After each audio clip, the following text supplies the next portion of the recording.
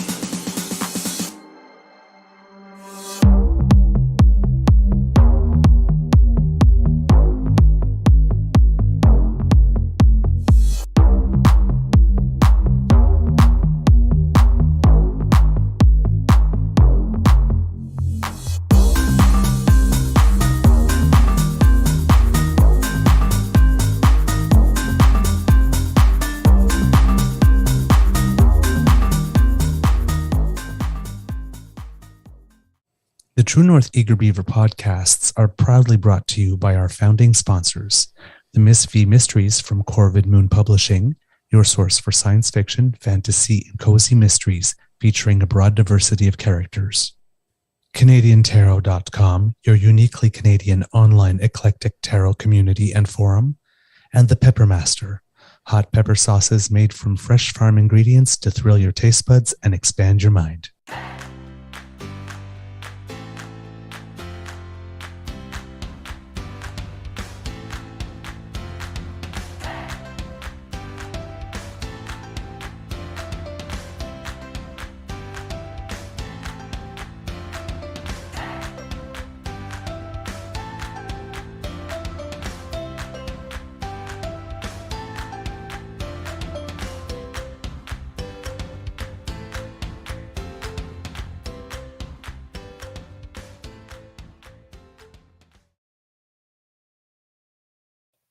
Well, good morning and hello, kids, and welcome to season 3 and episode number 204 of the Daily Beaver Morning Show here on the Crier Media Network. Yeah. Today, recording day is Friday, September 8th. I'm seeing 9 and 8 on my thing, so I'm French, so I'm used to putting the year, then the month, then the date. So when they have the date and the month first, I never know which one comes first. It's terrible. Especially when the number's close. Like if it's the 24th and the 8th, that's an easy one, right? Then I know which one's the date. Yeah. But if they're like 9 and an 8, I am lost. It's okay. I'm the same way. It's good until September 8th, or did they expire August 9th? I'm not sure. Well, here's the thing, though. Like, so in Europe and Canada, we do it the same way, but the U.S. does it differently. Right. They put, is it day, month, year, month, day, year? But 29th or something. I'm not sure which one, but yeah.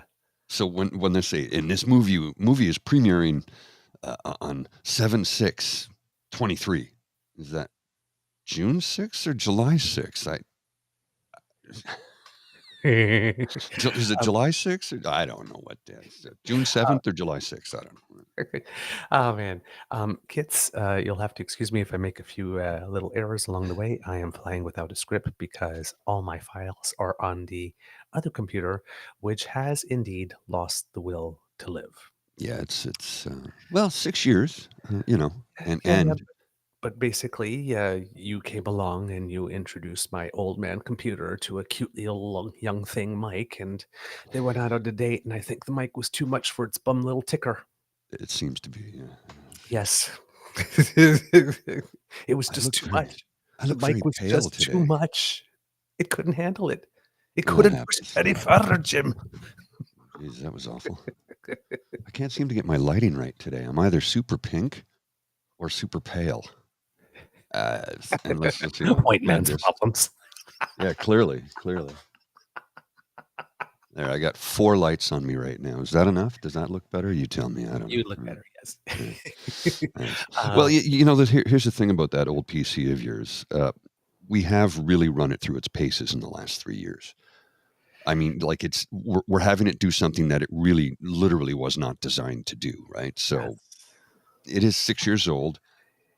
you know, it served us well. Yeah, it sucks that you got to go out and buy a new one. I mean, really, it might be repairable. I don't know. Yeah, I honestly don't know, but it's more like nobody has the monies aside for a new computer. no, like never, It's never a good time to have to get a new computer. Never. It's like, oh, there's a $2,000 expense I didn't need. It's like. Yeah. So I don't have the script, so I'm going off memory kits. So if I make a mistake, please forgive me. I don't work with scripts. Today. We don't need no stinking scripts. We don't need no scripts. So it's Friday, September 8th, 2023. And right now it's a little cloudy at the Beaver Lodge. I hope it will be a nice day because with weather feeling like 36, I have not played tennis this week. 32 is about where I check out. Yeah. Again, I look tropical. I am not. I just am not. Thank you goes to our podcast founding sponsors, the Peppermaster, the Miss V Mystery from Corvid Moon Publishing, and CanadianTarot.com. We have a Friday morning bite for you.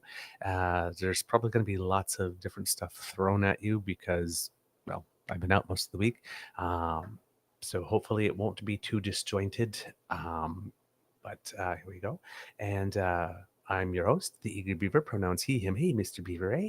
And I'm happy that you have joined us. So before we continue with our show, let's do the most important thing we do. Say good morning to you, Mr. Grizzly, and ask you how your mental health is doing. Well, good morning, Mr. Beaver. A formal greeting, good morning. Mental health-wise, complex. I feel pretty good today. I do. I'm not going to lie. I feel pretty good. The allergies are largely at bay. But I woke up at 3:30 this morning. I fell asleep on the couch. I was texting with you, and you're like, are you going to post it? Yeah, I'll get that done before I go to bed. So I lied down on the couch for 10 minutes. Then it was 3:30. So I'm fully dressed on the couch, splayed out, the fan's blowing on me, no cover. So I'm kind of cold because the temperature has dropped a bit. I'm like, freezing, uncomfortable. My neck was at a weird angle. I get up, crawl into bed, fell back to sleep at 5, 2 seconds after my 5 a.m. alarm went off. Got out of bed at 6. So I'm undecided. Okay. Like, spirits are good, but there's something, how you feel a little off balance some days? Couple degrees off. There's something, and I'm not sure. It might be just fatigue. I'm thinking it's probably just fatigue, and that as the day marches on and I get more cups of coffee into me, and for lunchtime I'm going to take a 20-minute power snooze. I think I'll be good as the day progresses. But right now the jury's still out right now. How's that? All right. Yeah.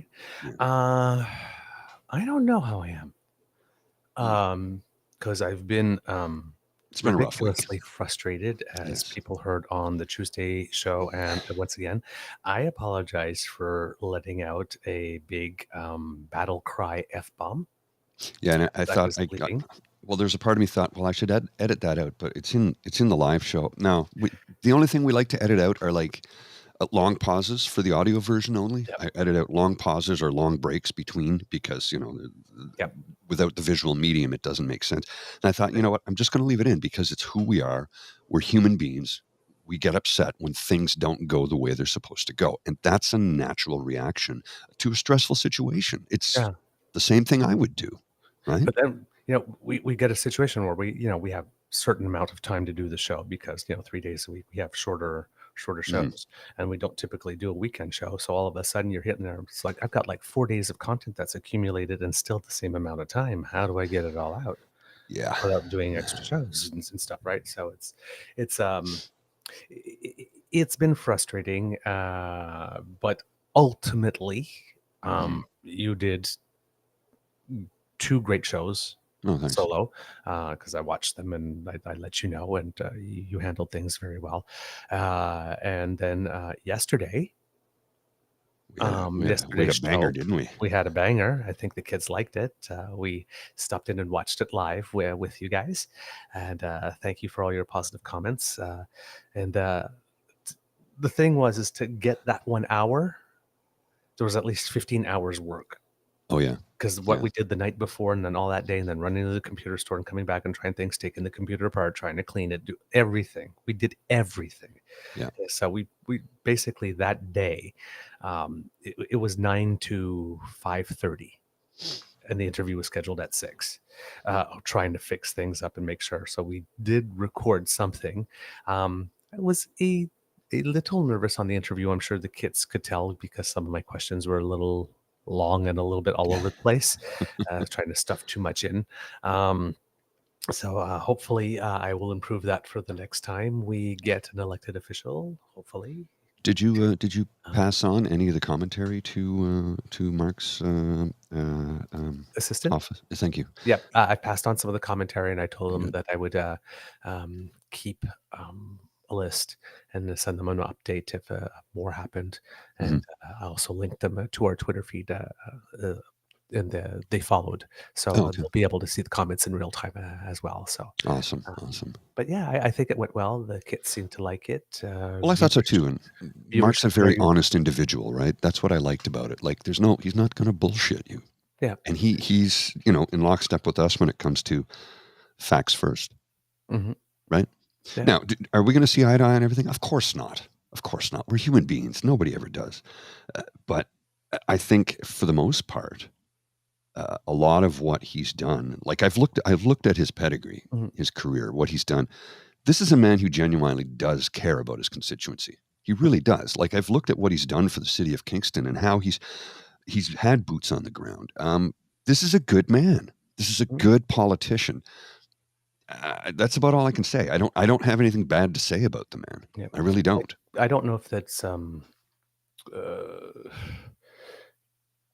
if it was there before he was here, or if there are things he put in place. But I've been here for a little while now, and my Beaver sweetie has been both now a professional and then a student during that time, and there are services that he's had to access, and there, if you are, I guess, what is considered underprivileged, there are services and funds and things at the city that allow you to access a gym, a city pool, to get some basic health insurance and basic dental coverage. Or, like, the city had put these things in place. Now, I don't know if these are Mark Gerritsen initiatives or this is just a culture here in the city of Kingston. But the city itself is providing many social services. And he did talk about, his passion for UBI and that. So there are elements, the lack of UBI, there are elements that the city here has planned so that people can have a better quality of life despite a lower income. So it's if he's the one that put it into place, if it was a council that he led that put that in place, well, then that just goes to his testament, which I don't have the data. I haven't got back to the city council files and taken a look, but that, I mean, it was created, or at least it was here when he was mayor and he didn't change it. So one or the other. So that's pretty cool. And viewership on YouTube so far is really good. It's one of our most listened to interviews of the year already within the 24 hours. And that's before we got the podcast version out. So, which I released at 6:30 this morning. The podcast version is now available if you want to listen to the audio only. And just a curious little thing that you might not be aware of when it comes to the podcast, I thought you'd find this interesting, is the bulk of the listenership to the audio only version is on Apple Podcasts. 67% of the total listeners are on Apple Podcasts. After that, it's Google Podcasts, Spotify, Chrome, and everything thereafter is 2%, 1%. But yeah. Oh, and we have listeners in other areas now. Italy, the United Kingdom, France, India, Thailand, Denmark, Oman, and Uruguay. Yeah, the Oman one surprised me. Yeah. Yeah. I'm like, all right. We'll take it. Let's say good morning to the kits. We have Kit Jillian, Kit PNC Bio. Bonjour Christian, comment ça va mon ami? Kit Linda M, Kit P, and I said PNC Bio, but we'll see. We like them enough. We'll say it twice. Kit Ellen. Let's see, who else do we have today with us? think that's all this. Oh, no, Kit Mike H, Kit Jen, there you are. Hello, lovely. People were happy to hear Mateo's voice again this morning. Kit Donna, that's lovely in the chat. Thank you so much for joining us. And of course, in the chat, Kit Tim, good morning. Nice for you to pop up just in time for us to say hello. And of course, our old pal Jake is Hey, in Jake, how you doing? chat. And by the way, kitties, if you're following us on Twitter, your old pal Jake just joined Twitter because a lot of you have been asking, is Jake on Twitter? Is Jake on Twitter? Well, he is now. So look, he's under at your old pal Jake. So please find him, follow him. Let's populate his site. Yes. We kids need will, a vacation home south of the border. I will seek Sure, him Jake out. will. Seeking him out right now. I'm sure Jake will have us all over for a little pool party. Laugh out loud, it finally happened. Oh man. Okay, kids. Oh, so much news. So much news. Now, of course, the big thing is Doug Ford, and we'll get that. We'll get to that. But first, there's elections that have been declared in Manitoba. So we have the leader of the Manitoba Progressive Conservative Party, Heather Stephenson, and the leader of the Manitoba New Democratic Party, Wab Kinew, who are basically will be facing off. There's also other parties, like the Liberal Party currently has 3 seats in the Manitoba legislature. But it's going to be a battle pretty much between those 2 main parties. The Conservatives are starting exactly as you would expect them to. Let's see. Yeah, Kid Elaine, for me, Jake is north, not south of the border. That's true. That is true. As you may or may not know, if you live in Manitoba, you probably do, but if you don't, Wab Kinew, the NDP leader, is Indigenous and has had a bit of a troubled past, to which he openly admits Oh, yeah. and openly speaks to. I believe there was a DUI charge at one point, which really shouldn't be a consideration considering Mo. Yeah, who killed a woman. But apparently, Killed a woman. Yeah, but apparently in Manitoba, if the leader of the other party, I guess, isn't a white, allegedly Christian, allegedly heterosexual, allegedly cisgendered male, then all of a sudden DUIs count to your character. Uh-huh. But if you're not, anyway. What did Chris Rock say? If it's all right, if it's all white. Yes. And then there was a domestic violence allegation in the past that he has denied, and it may be true, it may not be true. I'm not sure it was proven in court. And if it was at a time that he may have been drinking more, which led to DUIs, and he's turned over a leaf, and right. Yeah. He has a book out. Kitlan Dam says The Reason You Walk, and said it's great. So, but these are all things we know about him. Right? None of this it's not like they did an information search or they did some Oppo research and said, oh, look at this thing we found that we never knew about him. This was common knowledge. This was common open. knowledge. He didn't hide it. Leader of the NDP. He's going into his second election as leader of the NDP. But for some reason, they are taking this and trying to put it forward, and it has some racial overtones. Of course it does. Yeah. Of course it does. It always does. I mean, come on. We know who we're dealing with here. I know, but it's... Jeez. Well, they just got to show their racist card right from the get-go, so that way at least we know who we're dealing with, right? Yeah.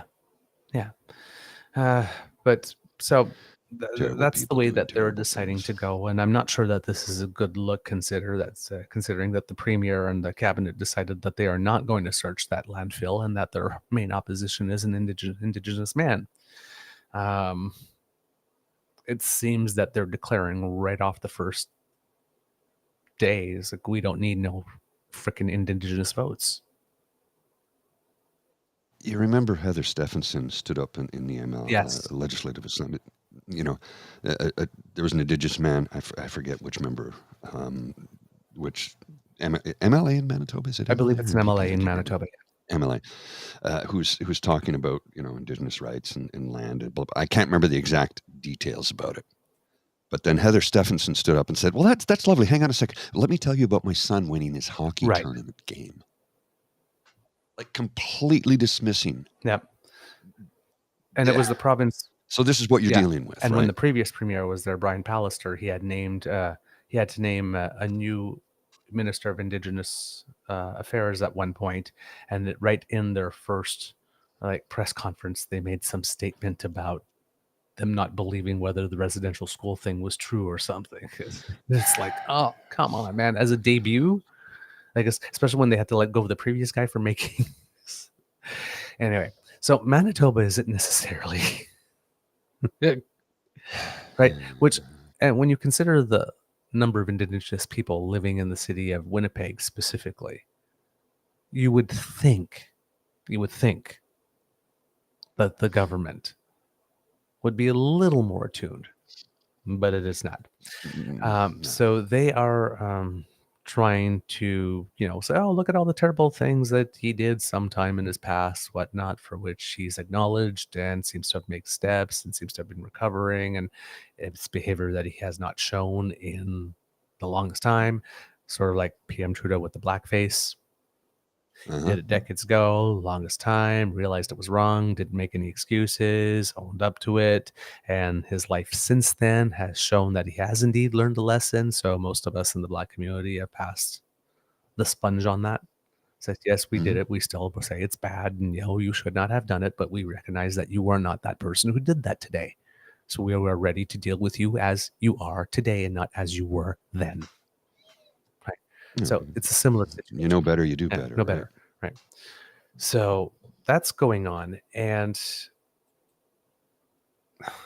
I don't know. Like this is, I think we're going to have. I was wondering, do we have any kits from Manitoba who can let us know what's going on? And then it dawned on me, Mr. Grizzly, that we have our resident Manitoban here, which is Charles Adler. Because he lives in Winnipeg. So hopefully we'll be able to have him on a few times and ask him a few questions and check in with what's going on in that election campaign over the time. But they are not being really nice at all.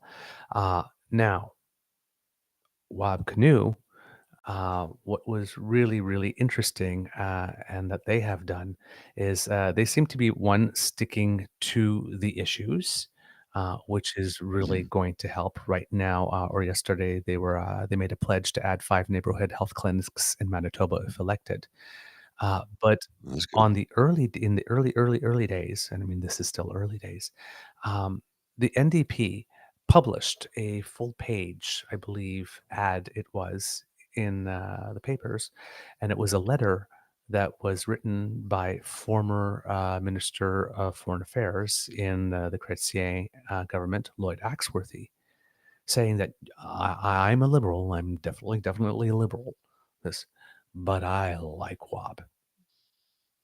Yeah. Oh, yeah. Yeah. And they took that letter and they published it as a full page ad all over the province. Interesting. Very, very, very clever move, Mr. Canoe and Manitoba NDP. It's almost you know what, I'm it's early days and I'm not going to come out and say it, but considering the debut of the Alberta NDP in their election and the debut of the Manitoba NDP, it seems that the Manitoba NDP may have learned a lesson or two. So we would be very, very, very, very, very, very, very happy if Heather Stephenson could lose.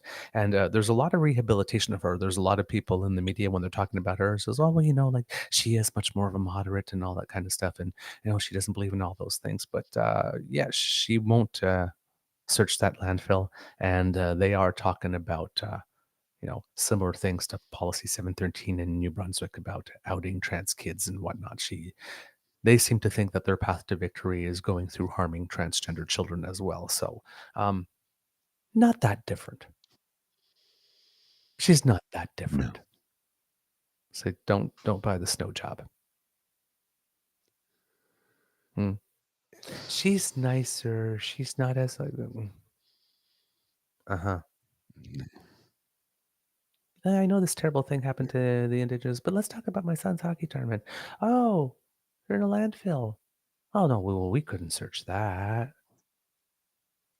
No, we couldn't do that. Oh, we're having a new election. Oh, guess what? Well, hey, look at that drunken Indian over there.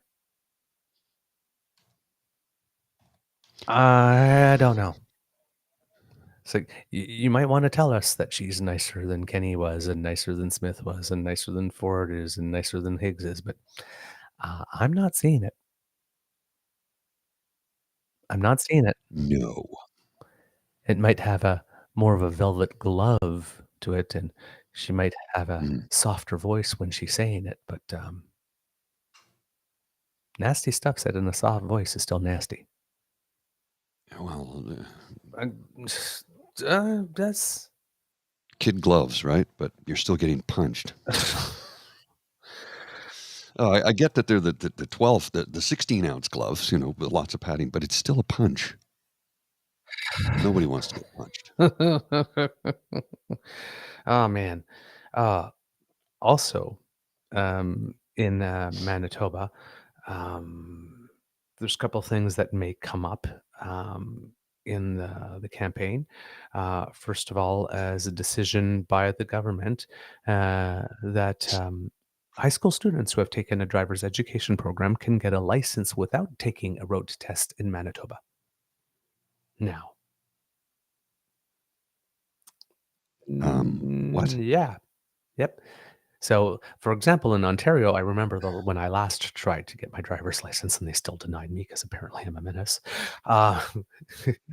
It was if you took a driver education program, you were able to move, I think, from your G1 to your G a couple of months earlier. I think do your test 6 months earlier, and you maybe got a bit of a reduction in your insurance.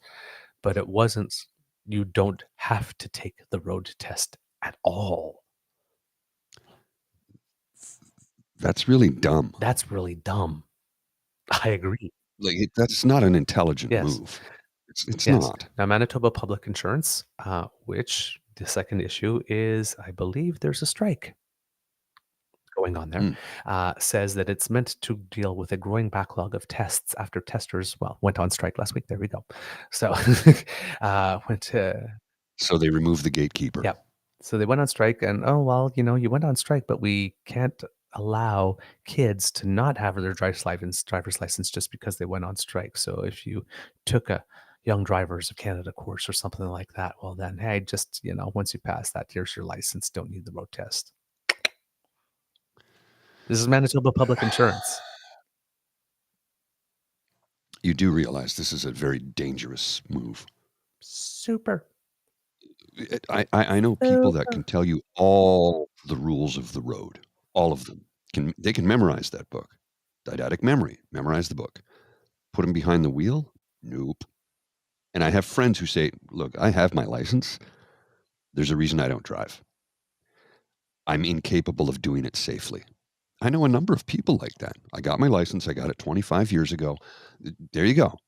Just because I have it, just because I know, you could recite the entire Highway Traffic Safety Act to me word for word verbatim. I got perfect on the written test. Doesn't mean you're a good driver. Like a 3-point turn and parallel park like nobody's business. It was all the rest I couldn't do. Right. Well, and this is the thing. There are many people like that. And I know people who are wonderful drivers, but the written part of the test, they had a really difficult time with. Right. Now, is that a learning disability thing? Possibly. Is it a teaching disability thing? Definitely. Right. You have to teach to the manner in which people learn. Tell a fish to climb a tree, it'll think it's an idiot because it can't do it. Mm-hmm. That's an old Einstein thing, right? But what it boils down to is you cannot put somebody behind the wheel unless you've actually been able to ascertain whether or not they're capable of manipulating a motorized vehicle safely. Yeah. Yeah, there's a good one from Tim. Who needs a pilot's license? This A380 flies itself mostly. It's like, would you put a pilot? Would you even if it was somebody who's just going to do crop dusting, for example?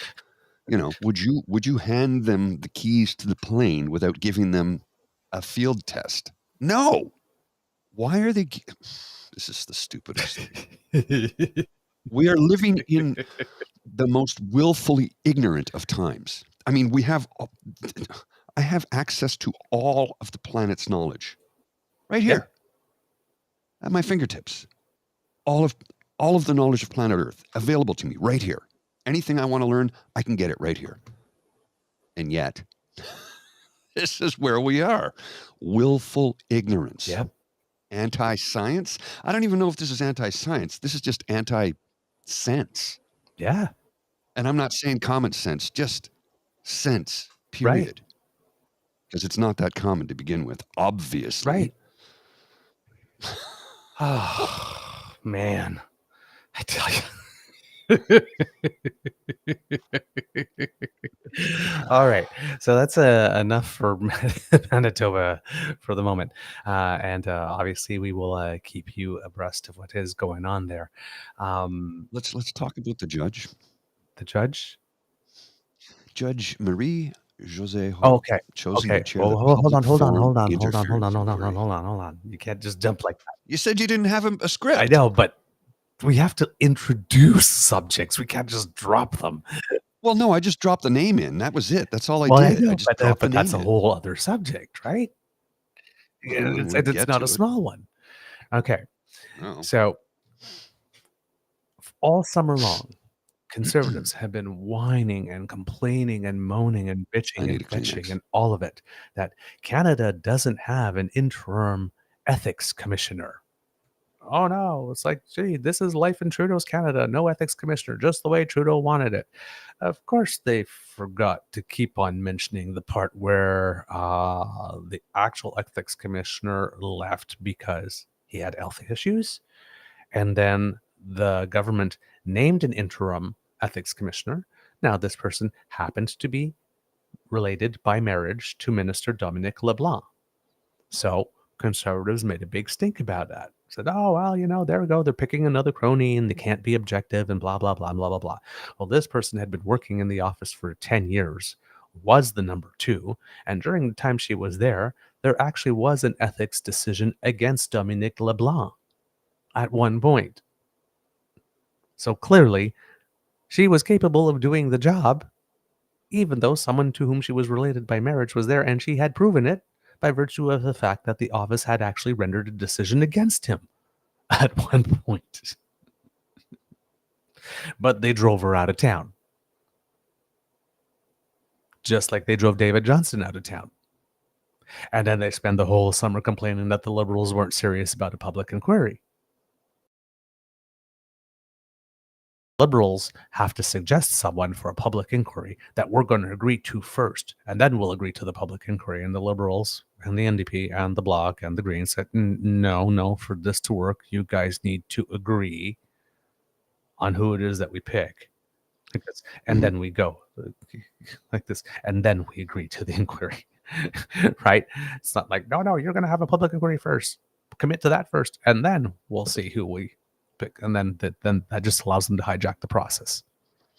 Of course. So they've announced that we have a new interim ethics commissioner, and about 2 days later, and Mark Garrison was very good at keeping that under wraps because we talked about it a little bit. And then the day after our interview is when they announced that we had the new lead for the public inquiry.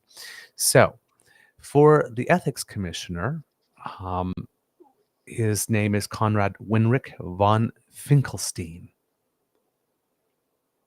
Okay. I will not make any judgments based on the name, but Konrad That's a Winrich cool von last name, actually. Finkenstein sounds like somebody who could be in the play that I'm in. Sounds like a very luxurious name. So there we go. He's been appointed for a 6-month term as the interim ethics commissioner, replacing Martine Richard, who took on the role in April but stepped down just weeks later following criticism because she's the sister-in-law of Liberal cabinet minister Dominique Leblanc. This is pulled from CTV News here. The Prime Minister defended Richard's appointment at the time, telling reporters she had been a senior official in the ethics commissioner for more than a decade and had previously filled in for previous commissioner when he was on medical leave. So there we go, all the stuff that I had mentioned.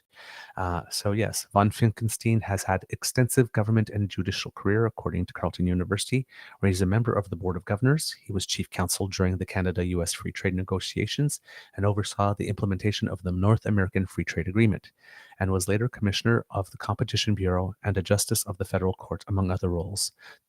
So, and he was appointed to the Order of Canada in 2022.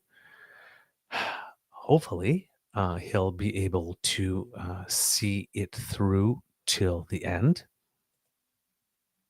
We'll see, because the Conservatives are not actually the best good faith negotiators, right? I mean, so, and then yesterday, the government announced. Sorry, I have to bring it up. Sorry, Mr. Grizzly, if you could talk for a second, I would appreciate it. Well, they've already started to slag this judge. The Conservatives have already begun to slag her. Yeah. Because, here's the best part, okay? She worked with Pierre Trudeau at the Trudeau Foundation. Oh, well, obviously she's, except she was a Harper supporter and has donated to the Conservative Party of Canada in the past. Funny how they forget to tell you that, though. They just leave that right out and just go straight for the throat on the Pierre Trudeau stuff. She's a Harper supporter. She's a Conservative member. She supports the party. But she worked with Pierre Trudeau. Because, see, the thing in politics you do is, and this was, by the way, outside of politics, the Pierre Trudeau Foundation, once again, has nothing to do with politics in this country and has everything to do with scholarships for PhD candidates. That's all it is. It's a scholarship program for higher education. The next person who says, well, Pierre Trudeau Foundation, I'm going to punch somebody. I swear to you, I'm going to hit somebody because I'm so tired of people slagging bullshit lies about a scholarship program. It has nothing to do with politics. And if you think it does, we'll have a discussion and I will go full Blue Jacket guy on you. All right. So it's Canada Proud who is slagging her already. Justin Trudeau wants to hire another friend of his father's to run the Beijing interference inquiry. Enough is enough. The only way to protect our democracy is for Trudeau to resign, sign our petition. All right. So the Conservatives are showing that they've been bad faith. According to the CBC, the federal government has chosen Justice Marie-Josée Hogg to lead a highly anticipated public inquiry into foreign interference Thursday, although the details, like when the hearings will start and how much of Hogg's work will be made public, haven't been settled. And that's going to be the next thing that the Conservatives are going to run interference on and, just go limp and make themselves dead weight and take it forever while accusing the Liberals of slowing everything down. But remember, one of the main reasons nothing had started yet is not only that they had not chosen a person that would lead the inquiry, but they were also waiting on security clearances for the four leaders of the opposition, only 2 of them that have filed in their paperwork to be able to see the documentation. And we reported on that and what Elizabeth May saw just a few weeks ago. Public Safety Minister Dominique Leblanc formally announced Thursday morning that the Quebec Court of Appeal judge will preside over an independent inquiry investigating interference by China, Russia, and other foreign states and non-state actors in the 2019 and 2021 elections. She is also tasked with looking at how intelligence flowed to decision makers in the context of the past 2 elections. Quote, China is not the only country that seeks to interfere in an inappropriate way, and we wanted the Commission and Justice Hogg to have the ability to follow the evidence as she is brought up to date by our intelligence agencies, Leblanc told reporters.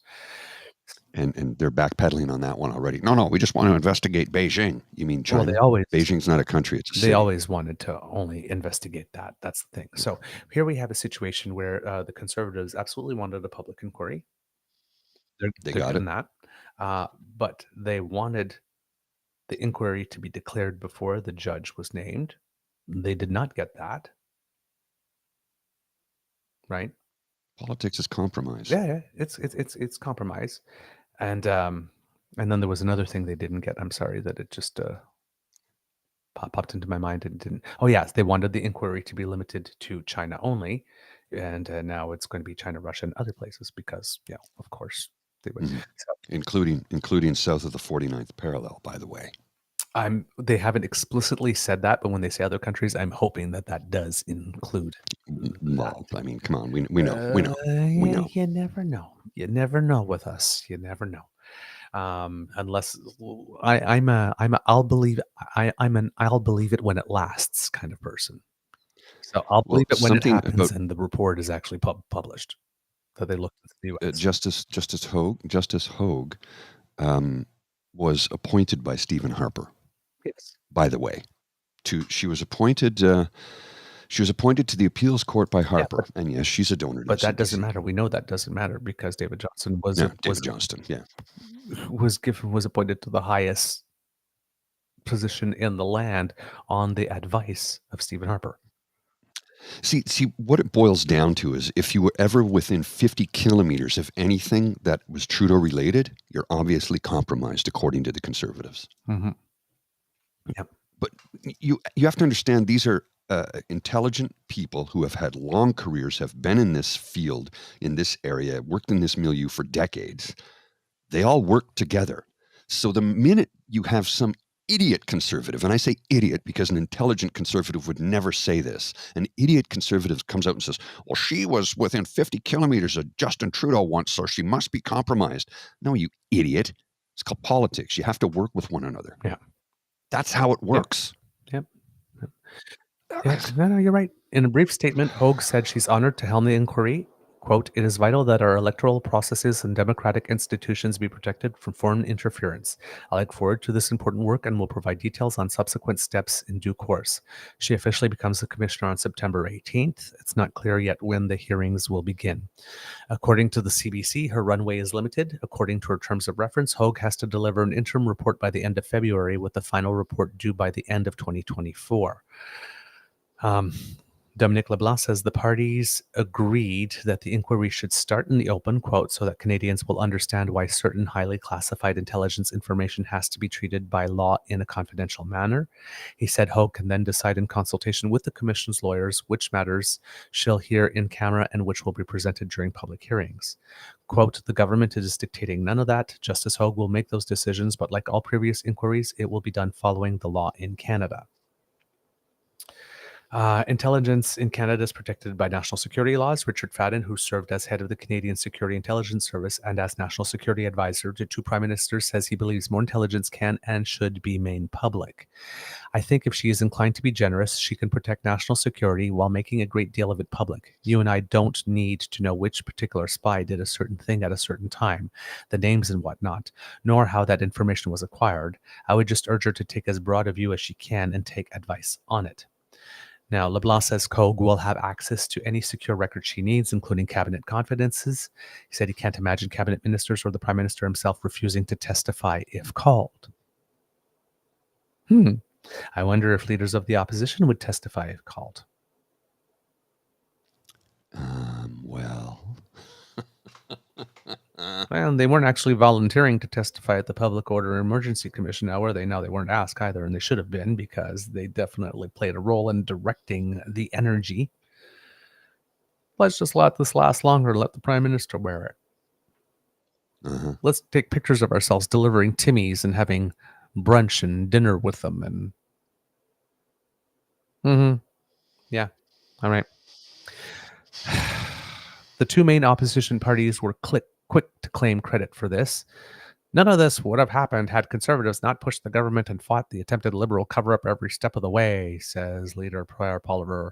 And And while we accept the terms of reference and commissioner for this inquiry, we will not hesitate to call them out again if this process doesn't deliver real answers for Canadians. And the process hasn't even started because her position doesn't start until the 18th, and they've already have their minions going out, calling her out. So they don't accept. They don't accept the terms of reference, and they don't accept the commissioner. That's a lie. Canadians need to understand that they will do and say anything and throw anybody under the bus. It doesn't matter who you are, so that they can gain a few points. Yeah. And they just want power. They don't want to govern. Yeah. They just want power. And now look at this one, right? None of this would have happened had Conservatives not pushed the government and fought the attempted Liberal cover-up every step of the way. Whereas the NDP MP Alistair McGregor tweeted that New Democrats helped to secure an inquiry, quote, through sustained pressure and leadership. I'm crediting the NDP. Yeah. Like the difference is rather stark, right? One is based in reality, and one is based in paranoid fantasy. Fought the attempted Liberal cover-up every step of the way. No, you didn't. You didn't fight the cover-up. You tarnished a man's reputation, then you said you wanted a public inquiry, and then you did absolutely nothing to lift a finger to help that happen. And it's only because all the opposition parties, along with the government, linked arms and stood up against you and said, no, you're not doing this. There's a way that we do inquiries. It's always been this way, and we're going to follow the similar process. We're not going to create a new process just for you because you are throwing a hissy fit or a mantrum. Now get in line.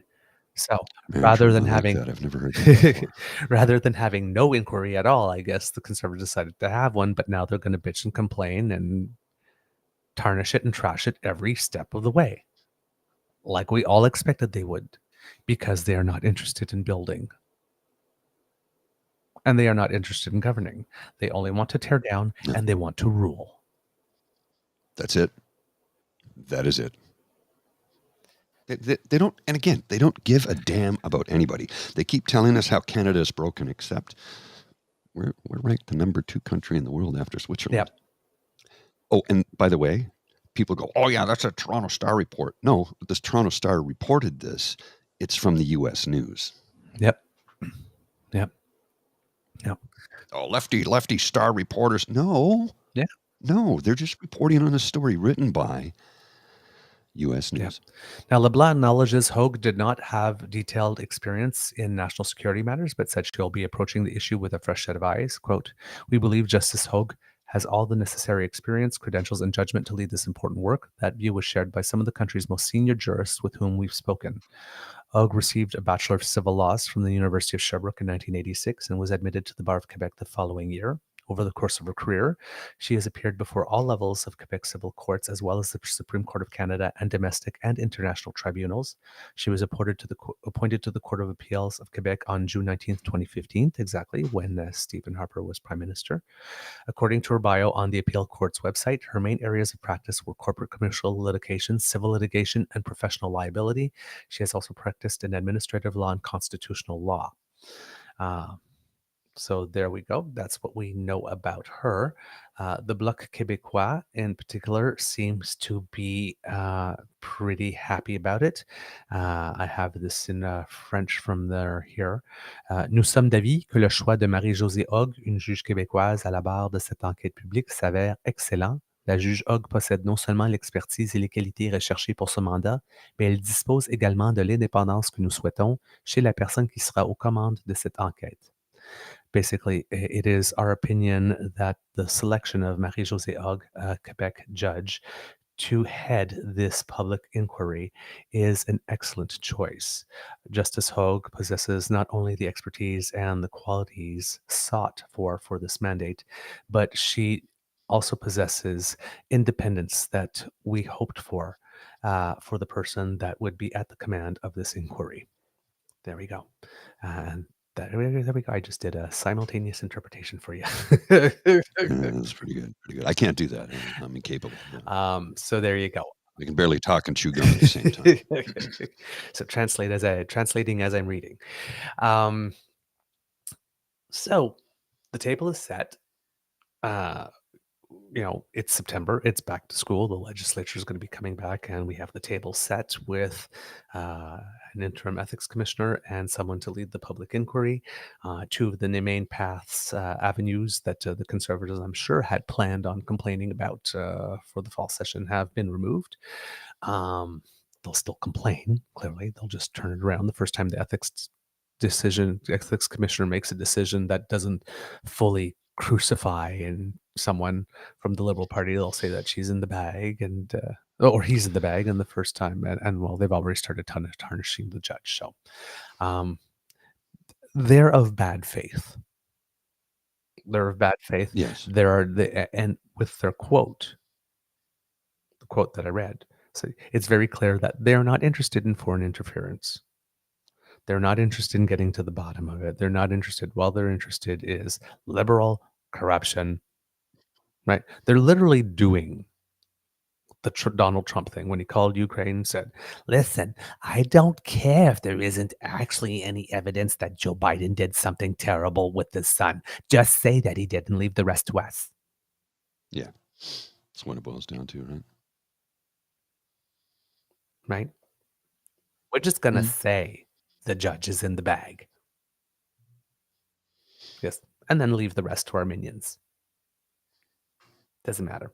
So now you got people going like, oh, the Liberals said that we couldn't have a public inquiry. And blah, blah, blah. Like I said, oh, look, now we can have one. But, we have to look at everything. That's the only way it could be done. Okay. This is a comment that I make often. When you can take a comment like that and just replace the variables with the things from other party and keep the constants, you know it's bullshit. And you know it's lazy. Oh, yeah. Says, oh, yeah, we have to get to the bottom of this public inquiry thing. We absolutely have to, say the Conservatives. But only if you look at election interference from one country only, and as it applies to other countries, do it when there's only one of the two parties in power. Let's not look at all at how foreign election interference happens when Conservatives are in power, because it might take a different path or a different route or involve different players. Let's get to the bottom of foreign interference. And the only way we can do it is looking only at the Liberals and looking at it only when it happens when there's Liberals and only from China. It's literally the same argument. No, only from Beijing. Only from Beijing. Yes, only from Beijing. It's literally the same argument. Of course it is. Literally the same argument, which means it's lazy. Yeah. It's lazy. So, again, they don't want to govern. They just want power. Yep. That's all it is. Yep. They want power and they want and they'll do and say anything to get it. Anything. They will do and say anything to get it. There is no one. There's nobody they won't slag. There's no reputation they will not defame. There is no lie they will not tell. And there is no group of people they will not turn another group of people against. I'm just hoping Justice Hogue has very thick skin, because they're going to come after her with pitchforks. Well, they're going to be limited. She's female and she's from Quebec, and the Bloc Québécois approves. Yeah. So this could be interesting. It's as you had said in the past, what Jesus Christ himself would be the only person who might be able to, be unassailable in this. Mark said the same thing, and I'm like, that's curious that Mark said that, because you had said that previously. Yeah. Well, I mean, when they were pillaring David Johnston. So, well, I mean, Jesus Christ loves those complicated and expensive social programs. Yeah, well, he was a socialist, right? So Conservatives are not about that. Pierre keeps on telling us. Yeah. But they want to tell us how they're right-wing Christian evangelicals. Jesus would flip all their tables over were he here today, because they're not following a single one of his teachings. Not a single freaking one. Nope. Not a single one. All right. We'll deal with. So that's there. Little bit of news for those who were paying attention from the sports world. Canada, unfortunately, had a terrible first quarter against Serbia in the semifinal today. They were trailing by a certain amount of points, I think about 8 or 9 points after 8 points after the first quarter, and were never able to catch up, even though they won the third and fourth quarters. They still lost 95-86. So they will be playing for bronze against either the USA or Germany. My guess is it'll probably be Germany, which is the team that they defeated with 10 seconds left on the clock at the DBB tournament right before to win it. So hopefully they can repeat the performance and can come back from the FIBA World Cup with a bronze medal. But regardless, Team Canada qualified for the Olympics, which was the most important goal other than winning. And we will see them there in Paris in 2024. So a successful tournament for Team Canada. Well done, boys. Well done. And today, if you are like me, definitely into tennis at noon, Gabriela Dabrowski and Aaron Routliffe. Aaron Routliffe, who's playing for New Zealand now, but is Canadian-born, will be playing in the semifinal of the women's doubles of the U.S. Open. That goes live at noon if you happen to be watching. So time to cheer on some Canadians, and hopefully we'll have a Canadian in the final. That would be really nice, considering particularly that it's been a hard U.S. Open for the Canadians specifically. And it's ever since the French Open which is like May, it's been a hard season for all the Canadians. I think every single one of the major players, the top 4 male and female players, have all been injured in some way or are coming back from recovering from injury.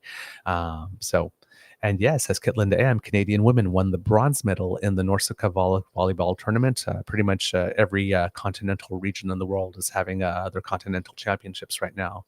Africa, Asia, Europe. And so for North America, the Canadian women won the bronze. I believe Dominican Republic took the gold and the United States took the silver in that tournament.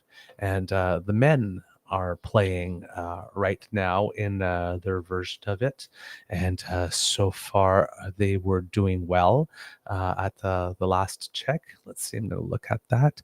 They are they have won their pool, winning all matches against Dominican Republic and Mexico, and we've got a bye through the quarterfinals and the playoffs to the semifinals, where they'll play either Cuba or Mexico. So good luck to the boys over there, and hope that all is going well. All right.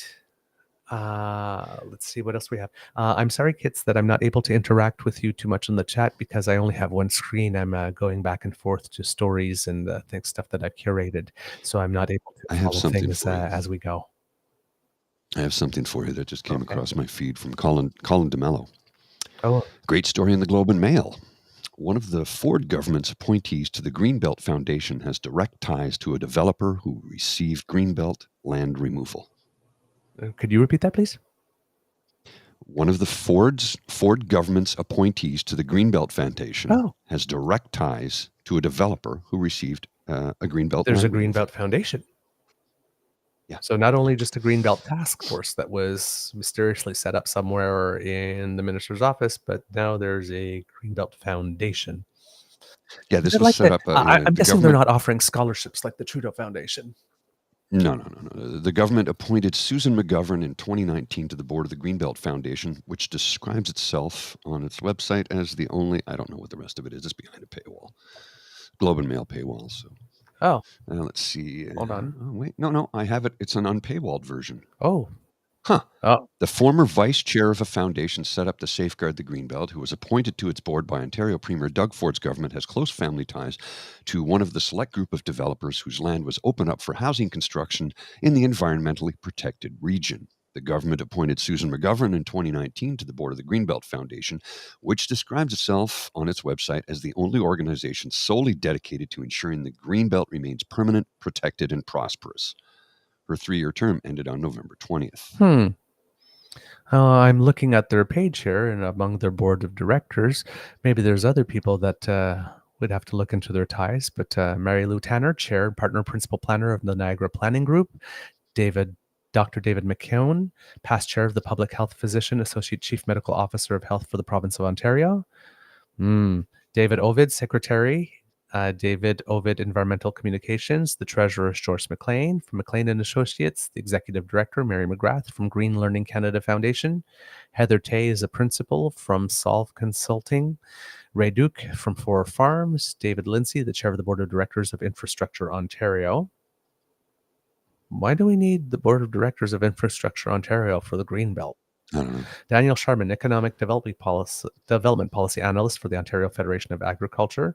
Franco Nakarato, Executive Director, Meat and Poultry Ontario. Robert Masterby, Partnership Development, Native Plants in Claremont. Angela Blanas, Project Manager, Project Architect, Urban Planning and Design. And Charles Stevens, the Director of the Ontario Fruit and Vegetable Growers Association. And then there is an external advisory committee that consists of Robert Gibson, who's a professor at the School of Environment, Resources and Sustainability at the University of Waterloo. Steve Hollish, a hydrogeologist. Wow, I didn't even know those existed. He was a program manager at the Oak Ridges Moraine Groundwater Program. Mark Stab, Central Ontario Program Director, Nature Conservancy of Canada. Mark Russer, Vice President, Ontario Federation of Agriculture. And Sarah Winterton, Development Specialist, Carolinian Canada Coalition. I didn't even know that there was a Greenbelt Foundation. Well, listen to this. You'll find this rather suspect.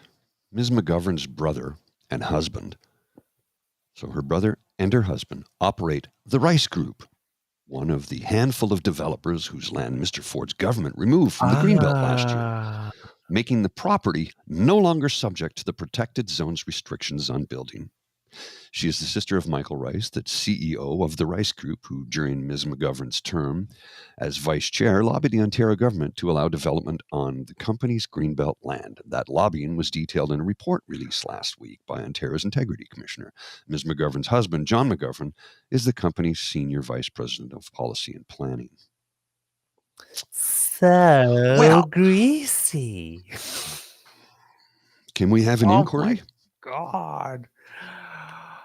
Wow. Okay.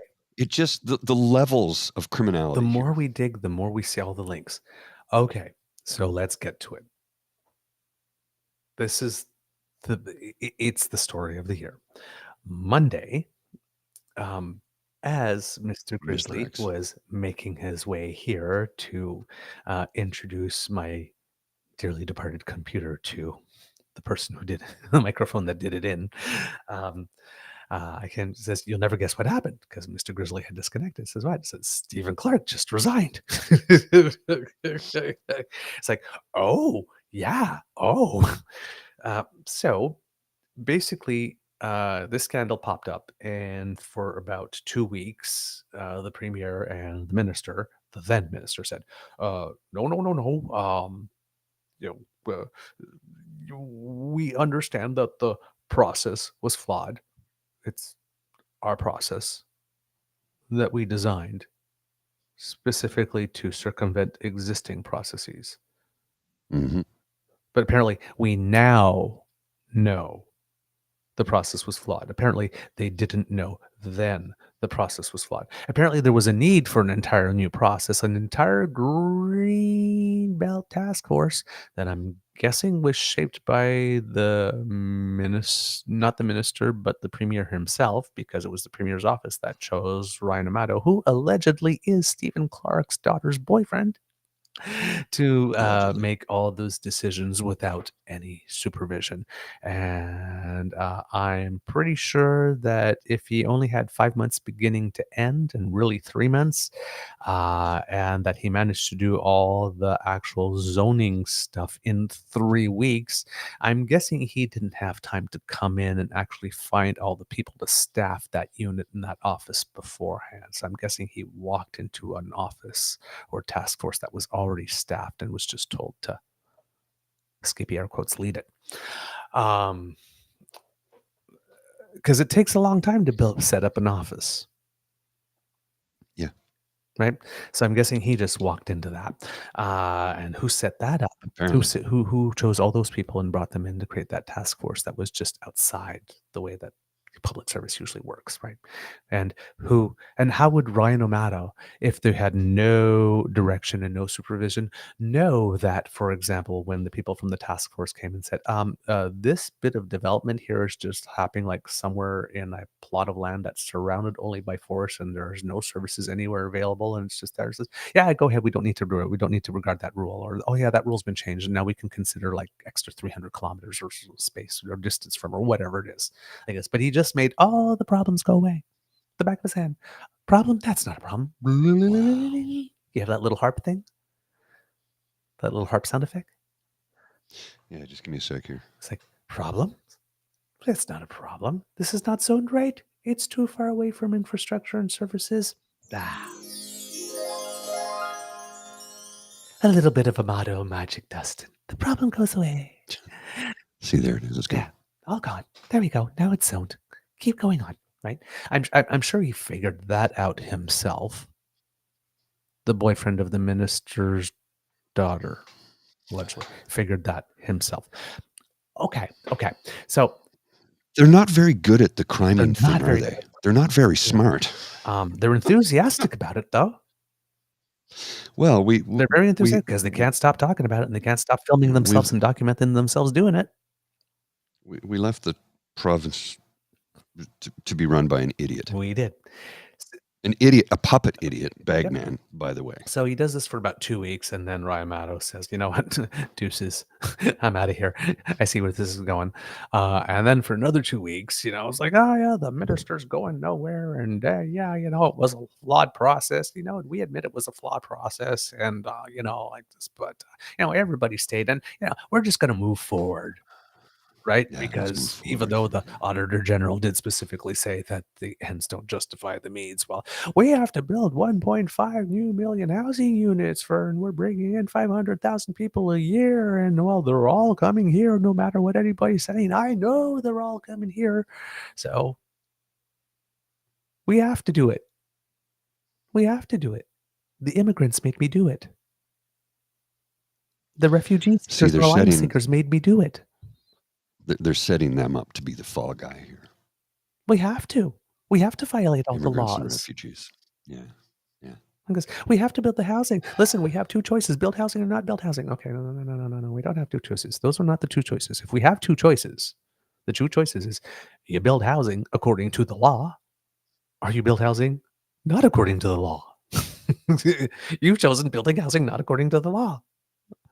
So clearly you don't care about building housing, because if you really did, you would do it legally to make sure that the project could go smoothly with as little interference as possible, or court cases or scandals. And you'd actually get the houses built, but you were focused on other things. That's why you had to create all these new systems and processes and procedures. And had to try to keep all these links hidden.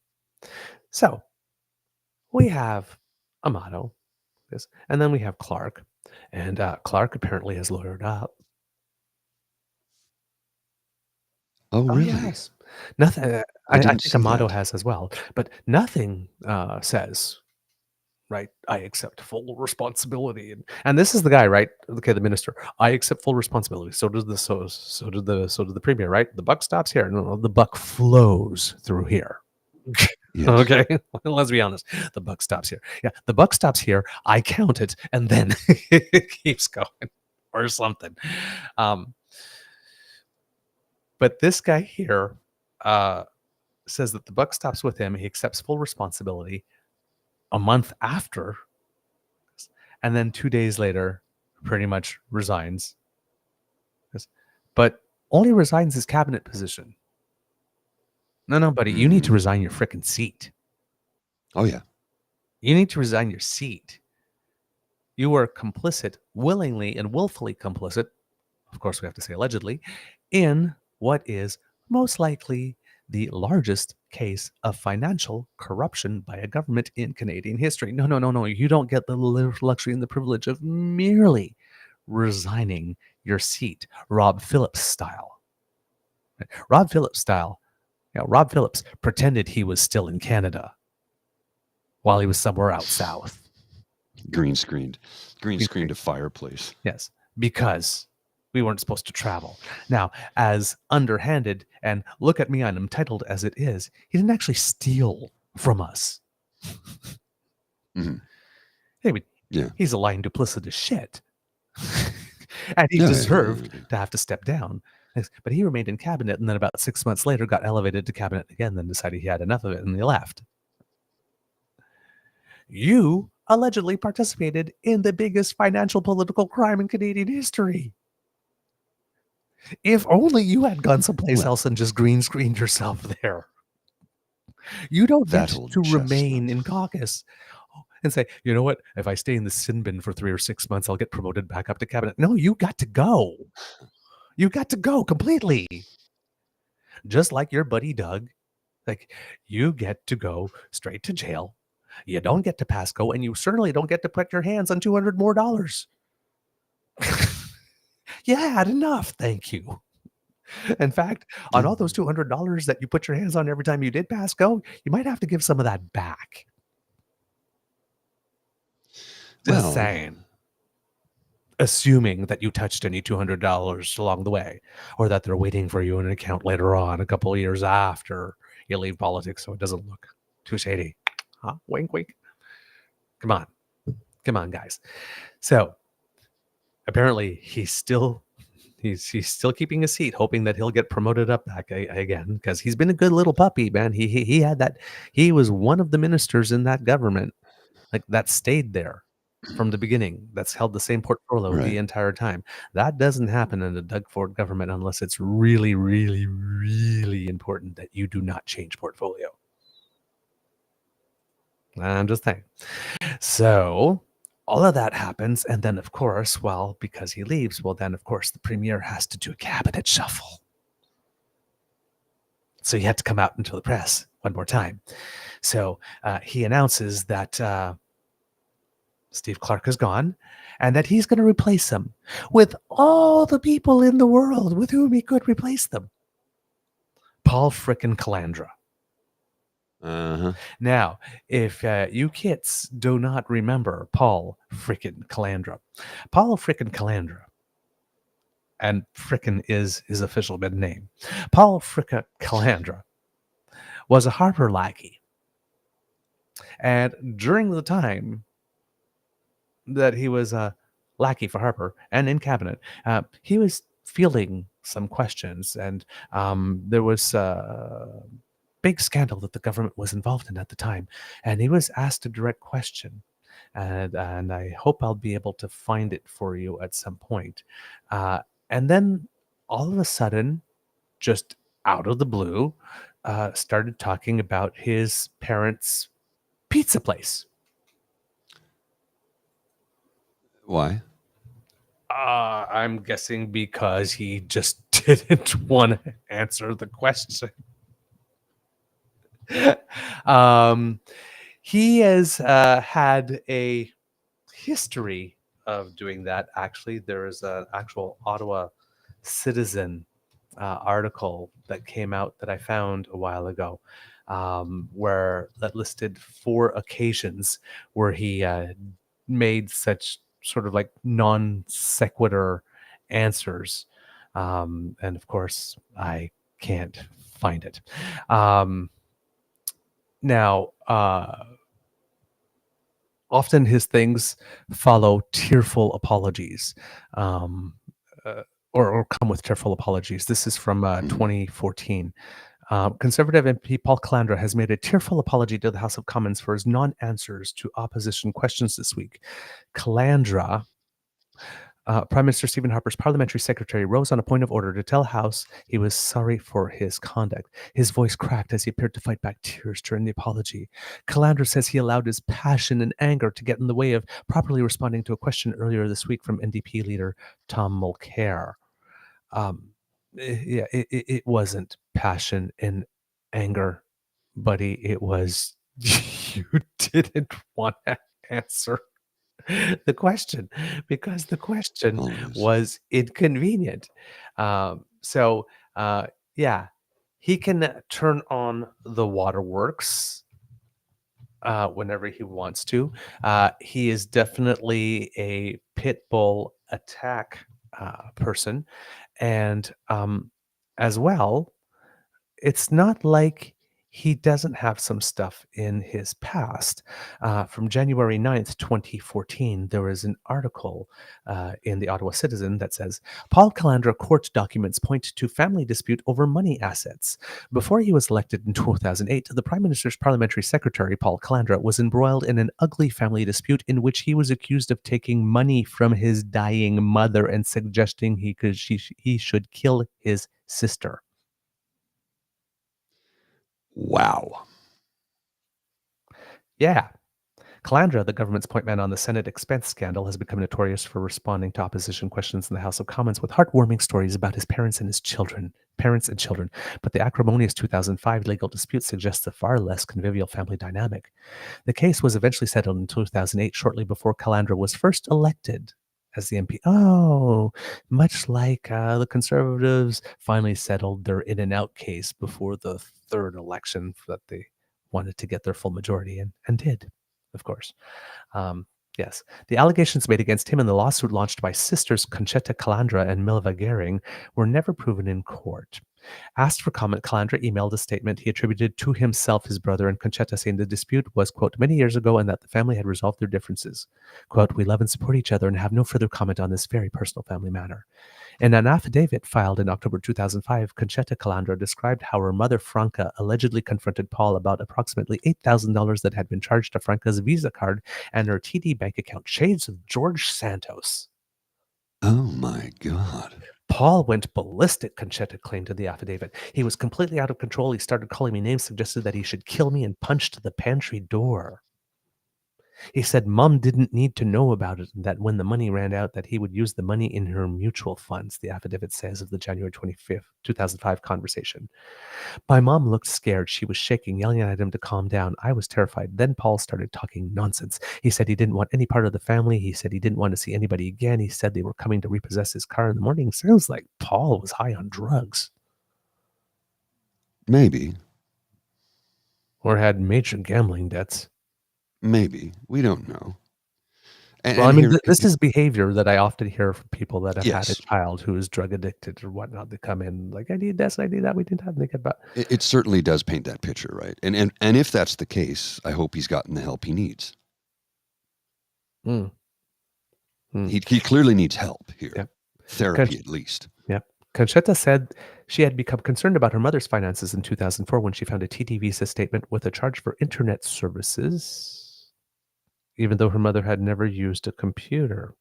She also found bank charges for Home Depot, A&P Groceries, and Sunoco at a time her mother was in Scarborough General Hospital, Conchetta said in her affidavit. Conchetta said he called her brother to demand to reimburse the costs. I told him he was committing fraud and could be charged. In a statement of defense, Calandra said his mother authorized him to incur the changes as, quote, compensation for the sacrifice the defendant was making by foregoing employment to care for his sick mother. Yeah, seems he was caring for her. This just gets weirder by the moment. Calandra claimed that he had stayed at home full-time as a caregiver for Franca between October 2003, the month of the Ontario PC Party was voted out of office, and January 2005. After the confrontation, Franca rescinded Calandra's power of attorney and gave it to Conchetta instead, which is something people typically do when they gave you permission to. Well... And then, you know what? If she gave him permission to, like, yeah, you know what, babe? Hey, baby, you need to go buy a couple of bread and a little bit of milk and a can of soup for yourself. Yeah, use the credit card. That's fine. Not Home Depot. And so, come on, man.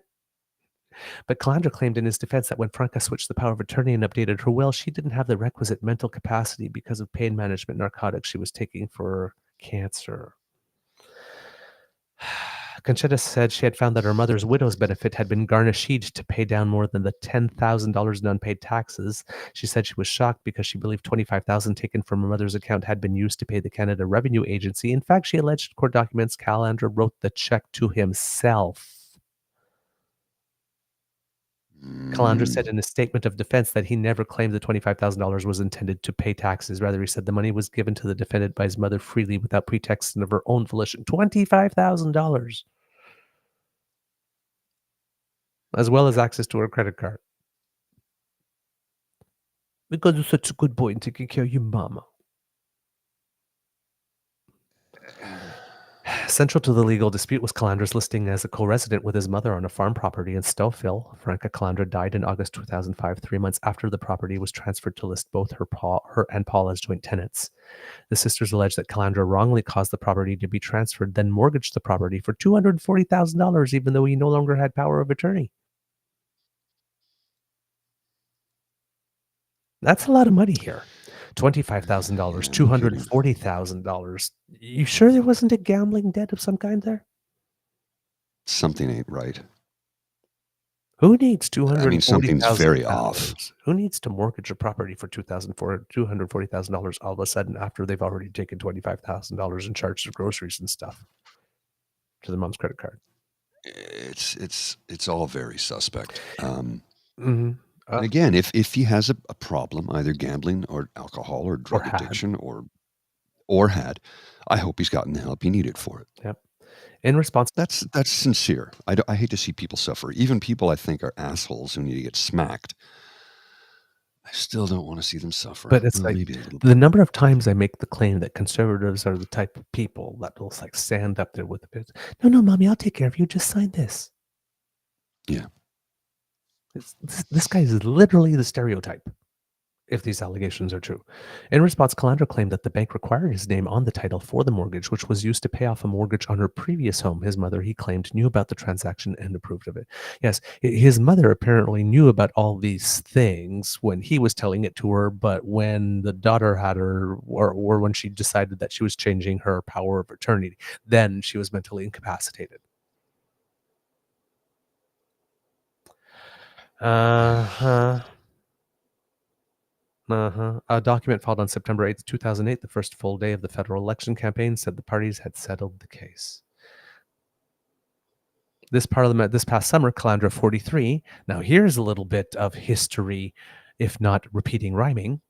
This past summer, now remember that's in 2008 when this article was written. Right. Calandra 43 was appointed parliamentary secretary to Prime Minister Stephen Harper, replacing embattled MP Dean Del Maestro, who later left the Conservatives caucus after he was charged with 4 counts of Elections Act offenses and eventually went to jail.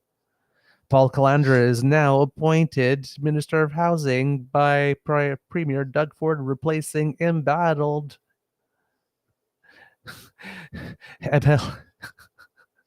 MPP Steve Clark, who hasn't left the Conservative caucus, but left the Conservative cabinet after he was suspected of crimes, offenses against the Members Act.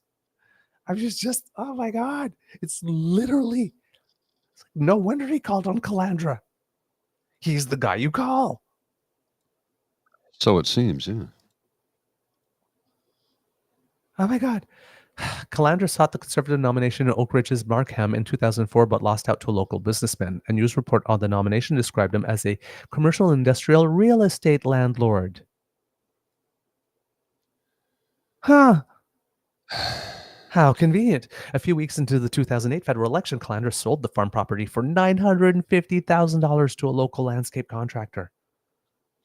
Calandra lists no assets in the conflict of interest disclosure he filed with the Federal Ethics Commission, and only one liability, a mortgage he guaranteed for his wife on their matrimonial home. Lady, if you are still married to him, man, check your docs.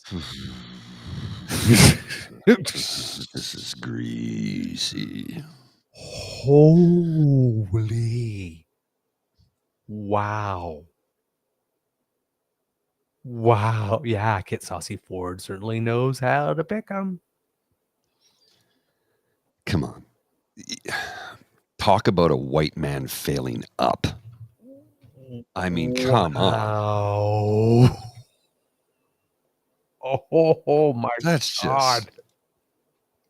And this is the exasperated face again. And day one, CTV News Toronto, Ontario Housing Minister dodges Greenbelt questions. Oh, of course, because that's what he does best. Ontario's new housing minister, Paul Calandra, held his second news conference in as many days Thursday morning while he dodged questions about Greenbelt development while reiterating his commitment to meeting provincial building targets. The task force report did not at the time contemplate the enormous amount of growth that the province was going to see, not only from outside. Yeah, that's what Doug says all the time as well. It's like this, all you're going to repeat is what Doug Ford has already been saying. We're seeing tremendous growth in the province of Ontario. This is a very exciting and encouraging time for people of this province. We need those 1.5 million homes. Yes, we do. So why are you doing it illegally to make sure that we don't get them? If we need them, you do it legally. That way, you make sure it happens. So lots of stuff here, just to make that suggestion that we don't care is absolutely completely false. But we are looking at is ensuring that we have land available in areas where we have made significant contributions to infrastructure. Blah blah blah blah blah blah blah. It just. Oh my God, this guy.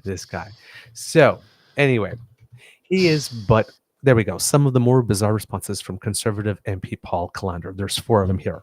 In response to an NDP question about Canada's current mission in Iraq.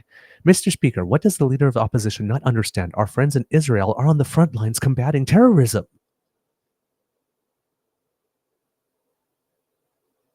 The question was about Canada's current mission in Iraq. Our friends in Israel on the front lines combating terrorism? Okay.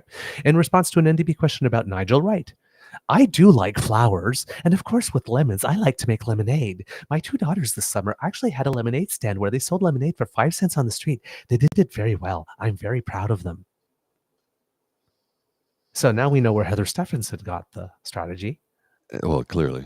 In response to another question about the Senate expenses scandal, I have 2 daughters, a 7-year-old and a 5-year-old, 2 beautiful girls, Natalie and Olivia, and each week I give them an allowance. Part of that allowance might be for cleaning their rooms. Both Natalie and Olivia know that sometimes their mothers might clean their rooms. They both know that they should not ask for allowance because they did not actually do the work.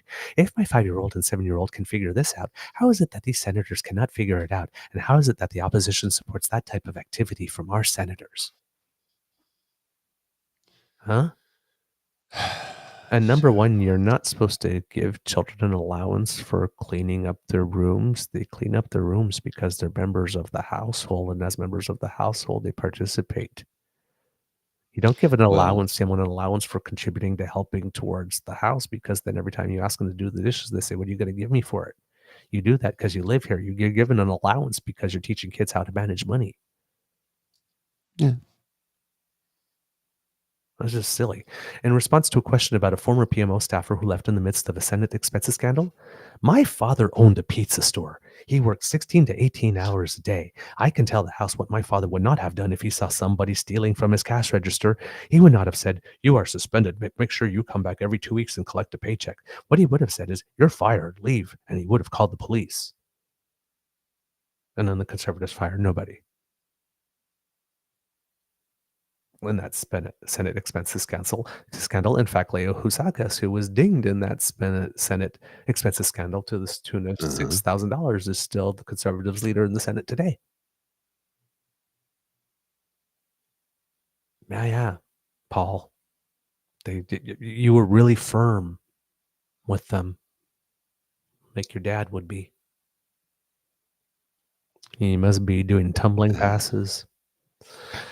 Anyway, so that was just one of the new cabinet reshuffling that dumbass Dougie Donuts had to do.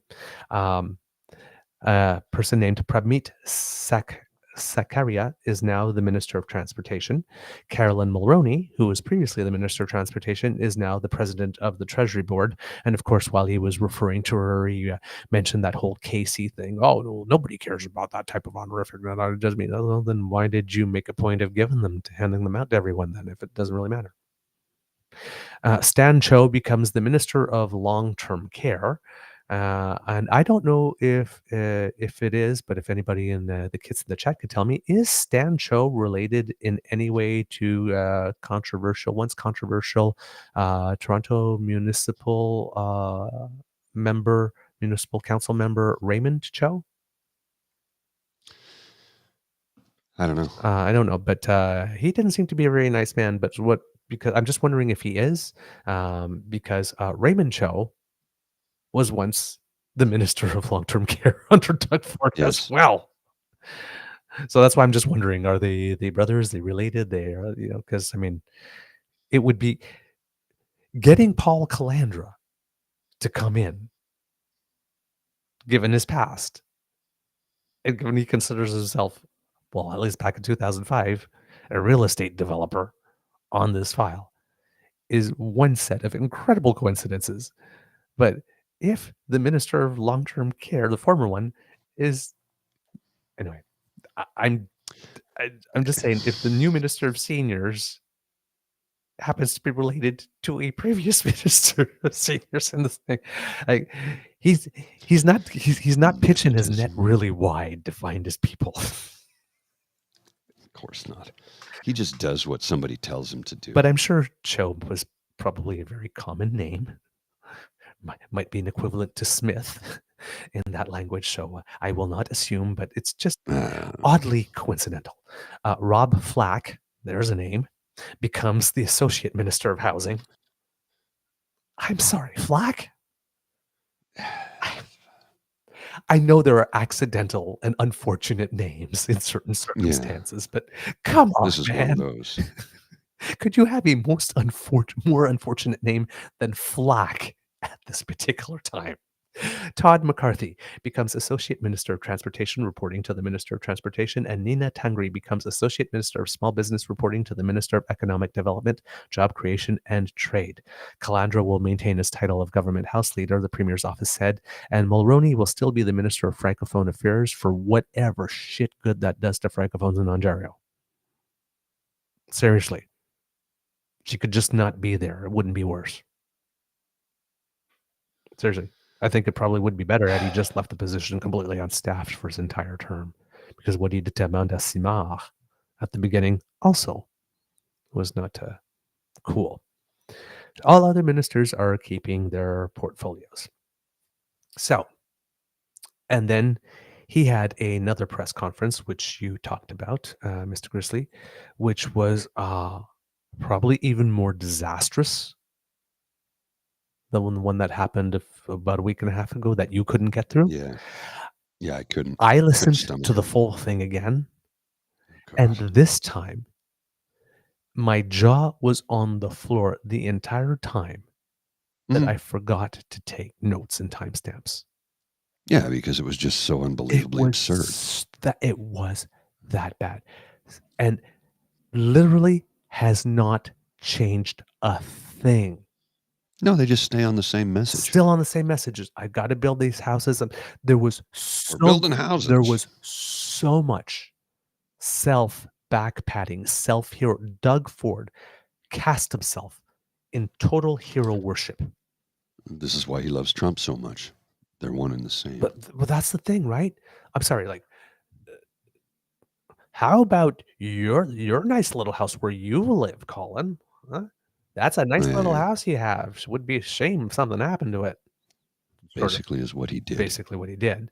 And then Colin said, that was a very nasty question, was another one, right? It's like, I'm surprised he didn't call someone a nasty woman somewhere along the way. Right? I mean, there's the rambling answers, the non sequiturs, the bumbling personality, the slap you on the back. Hi, come to my rally. I'll cover your legal fees. Come to Ward Fest. I'll give you a burger and a beer and a slap on the back, and you can just drop your donation in that box there.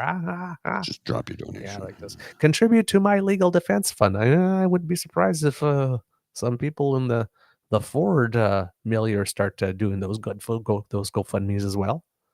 Because I mean, we don't have super PACs here, but yeah, contribute. I mean, literally, Premier Porky Pig is the Republican governor of the state of Ontario, and he is adopting all the same strategies as 45 on this file.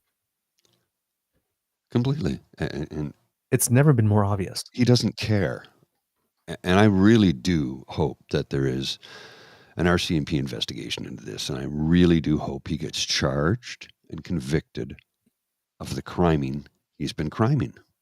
Yep. Charged, arrested, tried, convicted, sentenced. Yeah. That's the path forward. 5 verbs. It's so beyond ridiculous. 5 verbs. Need Alice. It's so beyond ridiculous. Remember those minute rice commercials? Alice, just 5 minutes. Just 5 words. Arrested, charged, tried, convicted, sentenced. That's what we want. That's it right there. That's what we want. And all the fuckers. All of them. I got another thing that just came across my feed. Another. Are we changing subject? Mildly. Can we hold it? Yeah. Okay.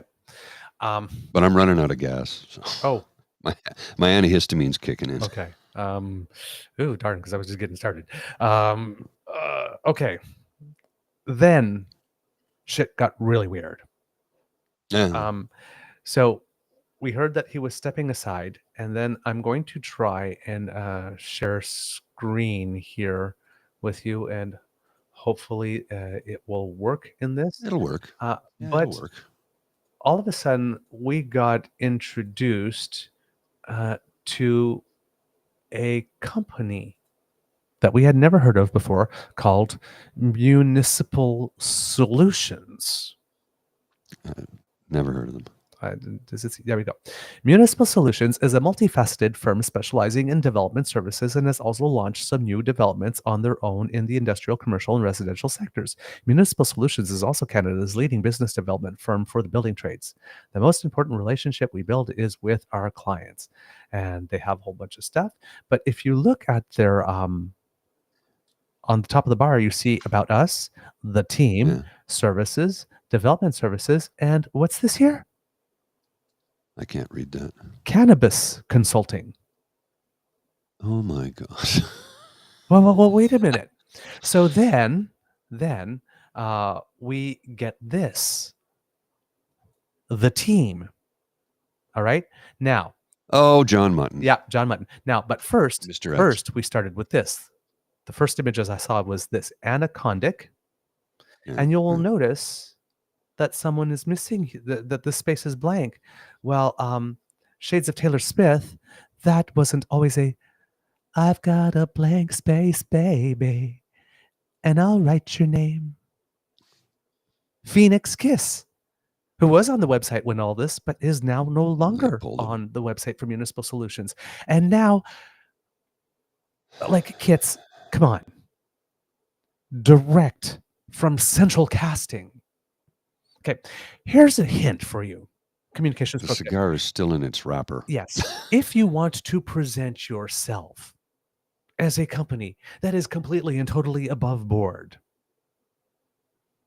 how about not do the direct from Central Casting baller picture with a big fat ring, flashy suit, huge cigar. Okay, and number 2, if you've got little short stubby sausage fingers, big chunky ring, and huge cohiba with the wrapper still on. I think it's a Partega. No. Okay. If you've got big, fat, chunky hands and you want to make your hands look smaller, you don't bring in a cohiba that's bigger than your fingers. You take a tip from the drag queens and you drink out of really huge glasses. That's the only way to make your hands look smaller. It's not a cohiba. It's like when you see a cigar. It's not a cohiba. When you see a teacup that's as big as your head with 2 handles, it's like, ooh, a drag queen sized teacup. All right. This is not the way to say we are a serious organization. So, and as Dean pointed out, when you make the effort to look all splashy and then you forget to shave the ear fuzz patch. Oh God. Right there. Oh my. Like, bro. Okay. So the wrapper's still on like this. And how much you want to bet he walked into Moore's, got fitted, and then left it on the rack? Probably. Okay. So here we go. We have this Phoenix Kiss guy, anaconda, like, come on. Come on. Phoenix Kiss, is that his real name? I would be surprised.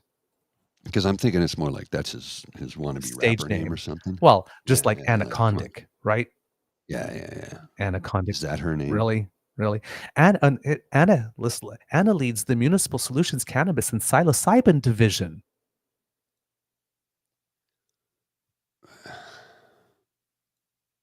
Why does Municipal Solutions need a cannabis and psilocybin division? So weed and shrooms.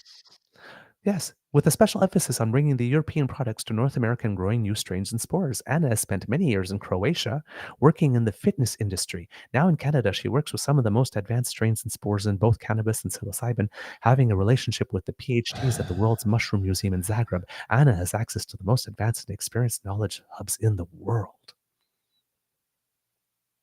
All right? Yeah.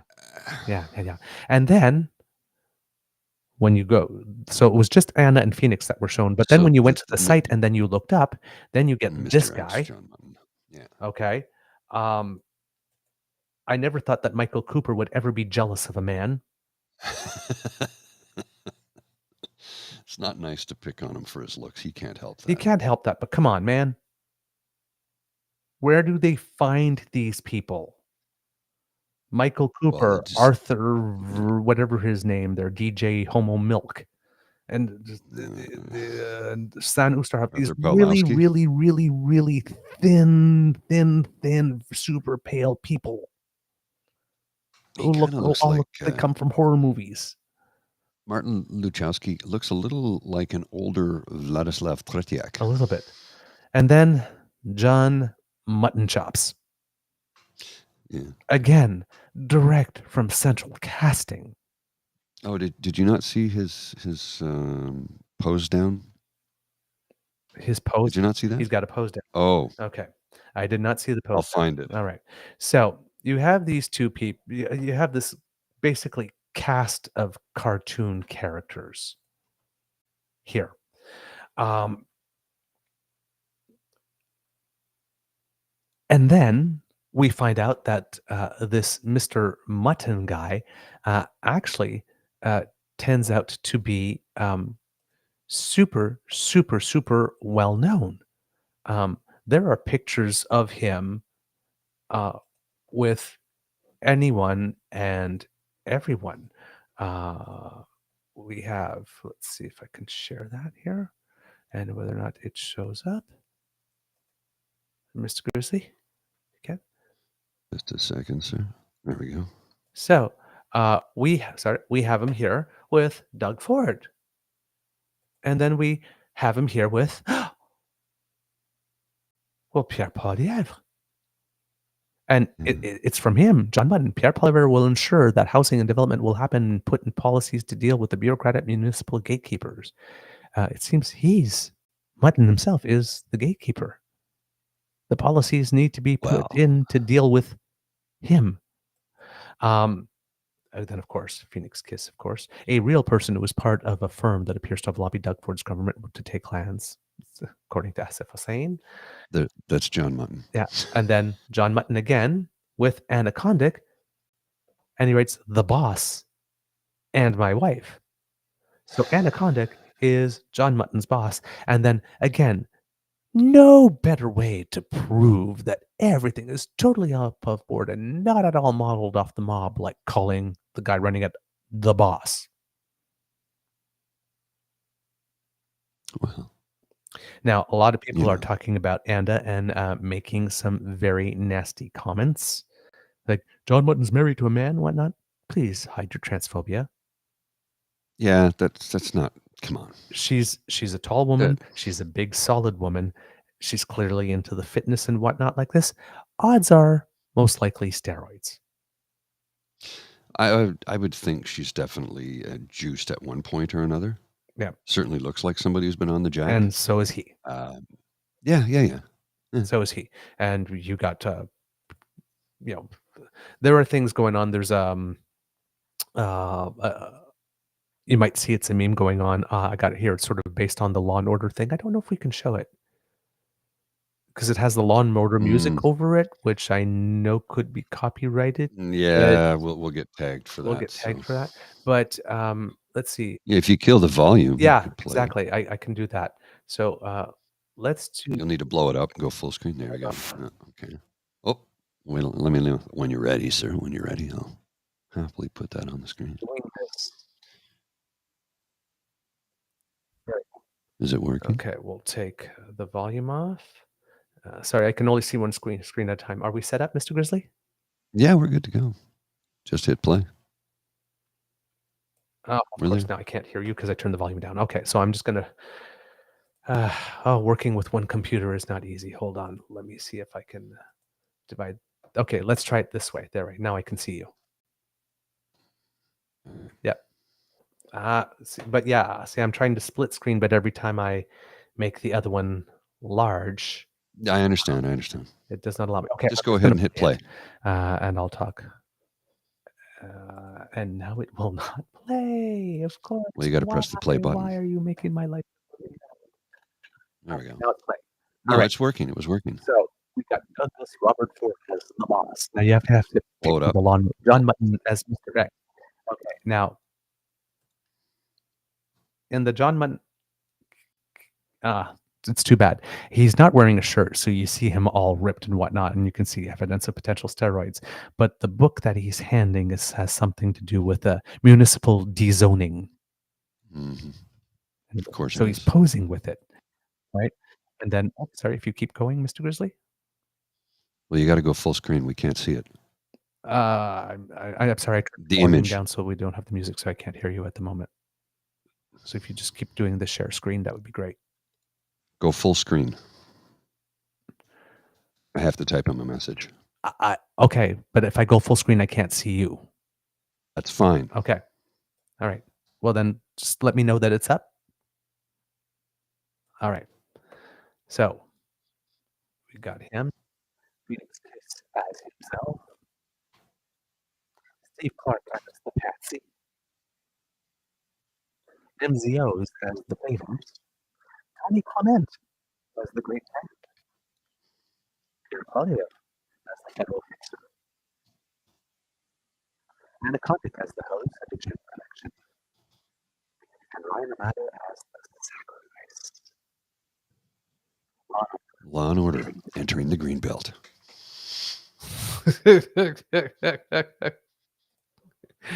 Whoever did that, very, very, very inspired. Very inspired. Very good. Very good. Well done. So good on them. We have this cast of characters, and then we're finding out a whole bunch of other things, like this John Mutton guy. And again, sorry, but Mutton?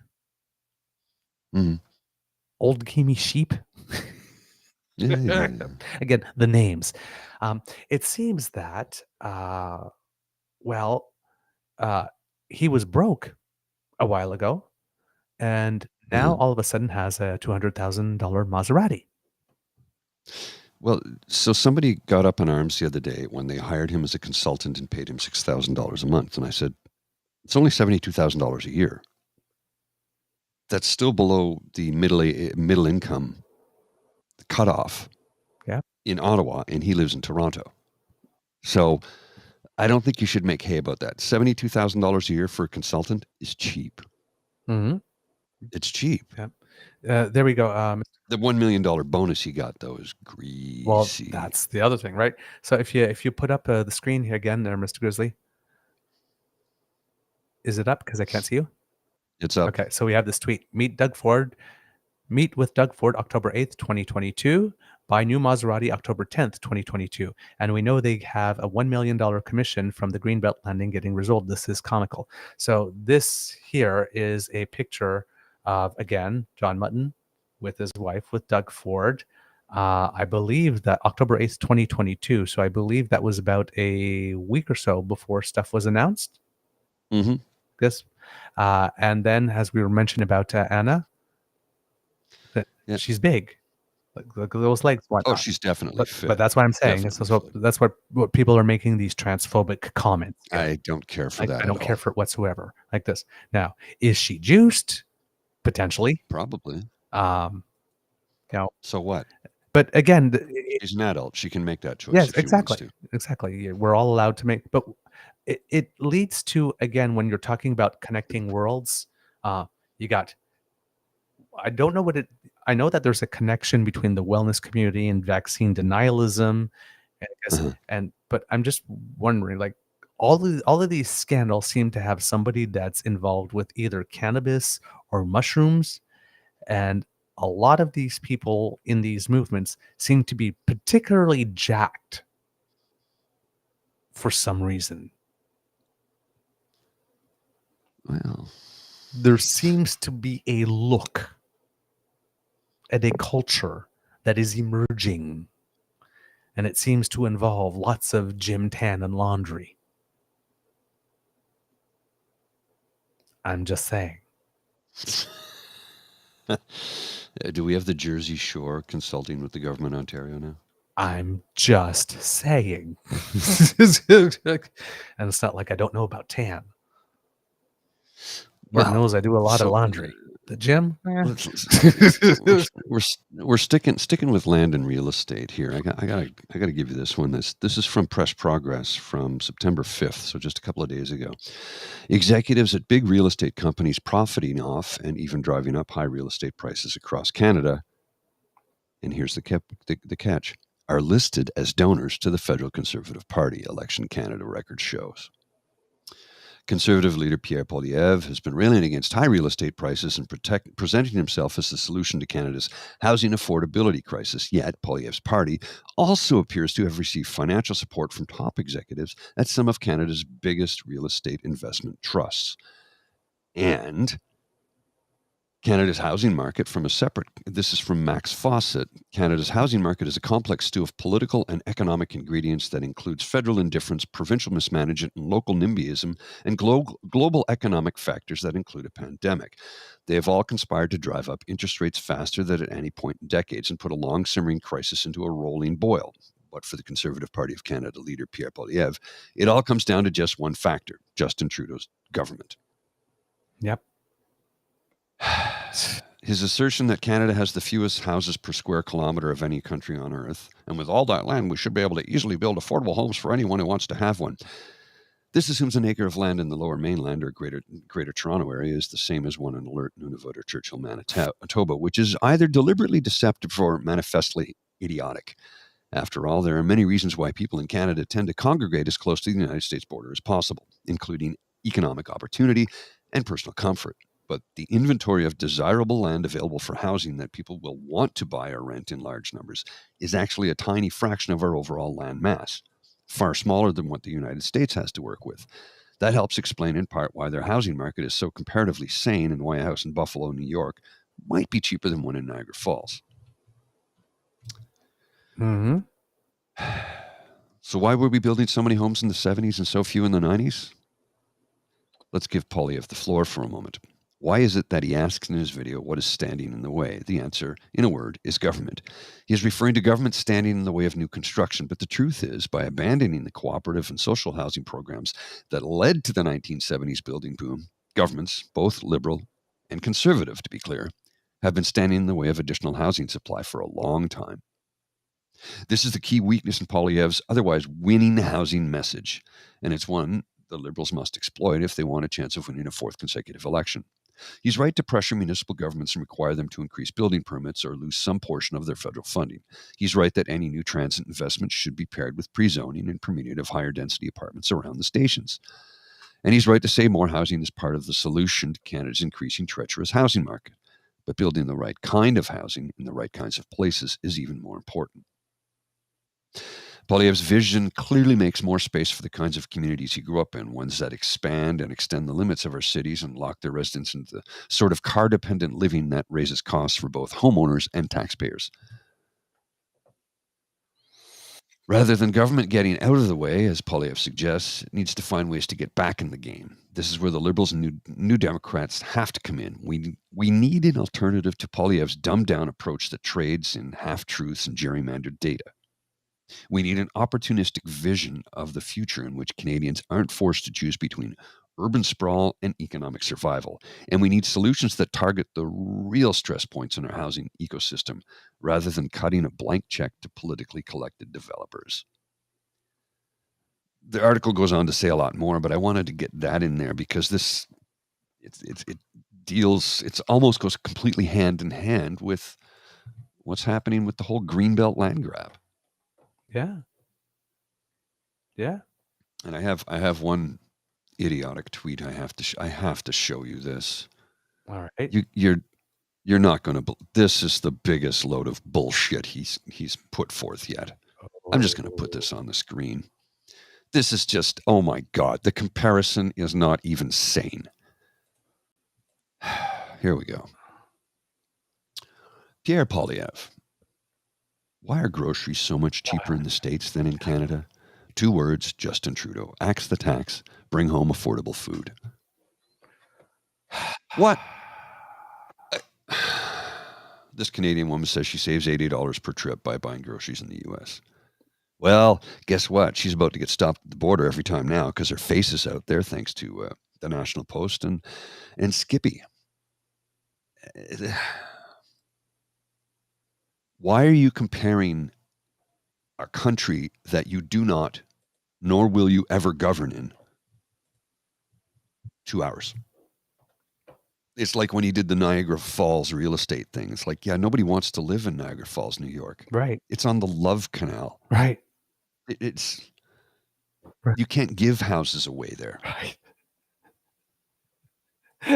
Not to mention the fact that why are groceries so much cheaper in Canada? Well, they pay less taxes to begin with. Number one. They don't have to ship it as far. Number two, they don't have an oligopoly that controls the 4 grocery chains, basically. Mm. I mean, there's basically 4 grocers in this country. That's not the case in the United States. Even though there are big companies that control a lot of grocery stores, that's not just them. And because their taxes are lower, they don't have health care.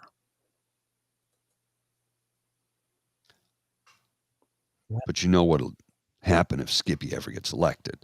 Say goodbye to EI, say goodbye to CPP, and say goodbye to public health care. Yep. Oh, and you'll be working till 67. Yep. By the way. Yep. Absolutely. And I remember when Harper first changed the retirement age from 65 to 67, a lot of people went, oh, that's not so bad. And I go, tell me how you feel about that when you're about to turn 65. Tell me how you feel that now you've got to work 2 more years when your whole life you've been thinking about 65 comes along, I'll get my pension, I'll retire, I'll put my feet back and relax and spend my days doing the things I want to do instead of doing the things I have to do to keep a roof over my head. No, you got to do that for 2 more years. Yep. Oh, yeah. Don't get me wrong. I hear you loud and clear, man. I hear you absolutely loud and clear. It's just exhausting. Well, he also has to, they're talking about why is it so much cheaper to buy groceries in the States? Their minimum wage is $7 an hour. Yeah. That also has something to do with it, eh? You can't just transpose one for one. It's not apples to apples. It isn't. Because and remember also that's that price before your healthcare costs and the gun crime. Mm-hmm. Yeah. Right. So for-profit prisons too. Yeah. Let's not forget about that.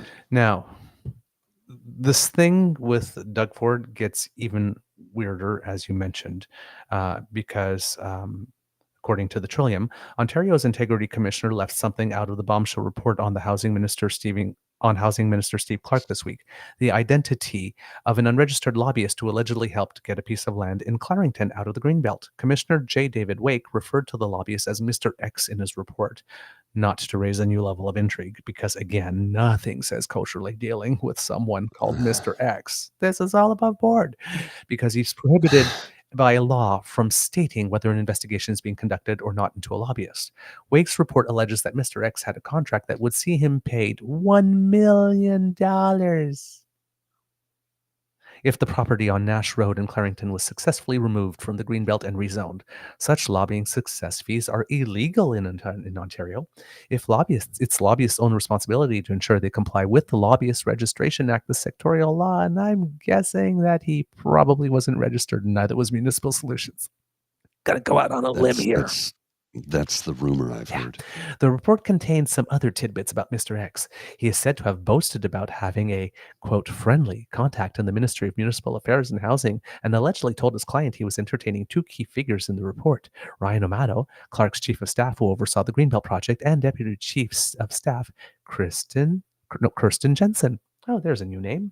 In mid-September, as the project to remove land from the Greenbelt was underway, the report says he wrote to his client, quote, I have a lunch meeting next week with Kirsten, and the chief of staff, Ryan D'Amato, is coming as well. Ours is the only file I am discussing. I also have them coming to golf at Goodwood in 2 weeks with me and to a Raptors game. Wine me, dine me, 69 me. Amato told the commissioner he could have gotten information about the Nash Road property from Mr. X, but denied going to the lunch, golfing, and the Raptors game. Jensen said she only attended the lunch on September 27th and added accepted something from Mr. X that she passed on to Amato.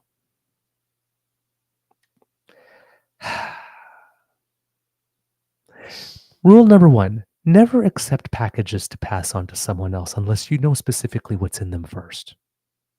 Yeah. Okay. The Nash Road property details were included in the first package Amato gave to the ministry officials on or around October 3rd, Wake wrote. Mr. X was not interviewed during the Integrity Commissioner's inquiry. How convenient. And has not had a chance to respond to any of the evidence gathered and offer his evidence as to what occurred. I'm sure he's quite fine with that. Wake withheld details about this lobbyist identity for a few reasons, including because Mr. X wasn't his investigation subject and because evidence that he could provide wasn't absolutely necessary for it. On Friday, the Trillium spoke to numerous sources about Mr. X and who he could be. Just one name came up from both those close to the events described in Wake's report and those who relied on the evidence of the Integrity Commissioner provided: John Mutton, Clarington's former mayor. And I'm sure he has an excellent record as mayor. If there's anybody from Clarington you'd like to tell us how John Mutton was as a mayor, please let us know. Mutton did not answer a call made to him noon on Friday, nor did he return a voicemail. Just before then, Mutton changed his Instagram account, which has almost 40,000 followers, to being private. Nothing says I have nothing to hide. However, Mutton told the Toronto Star that he worked for Peter Tannenbaum, oh, there's a new name, owner of the company holding the land on Nash Road that was removed from the Greenbelt, but not as a lobbyist. I'm not a lobbyist. I have a development services company where we provide planning, engineering, and everything, he told the Star, including mushrooms. I've never been contracted to do any type of lobbying to get any lands out the Greenbelt. The including mushrooms was my editorial addition, by the way, kids. Wasn't actually in the quote. Mutton also told the Star that he did not know the identity of the Mr. X described in the Integrity Commissioner's report. Aw, isn't that cute? He spends all this time bragging and taking pictures of everything, but then when he's asked directly, hey, is this that you? I have no idea who this guy is.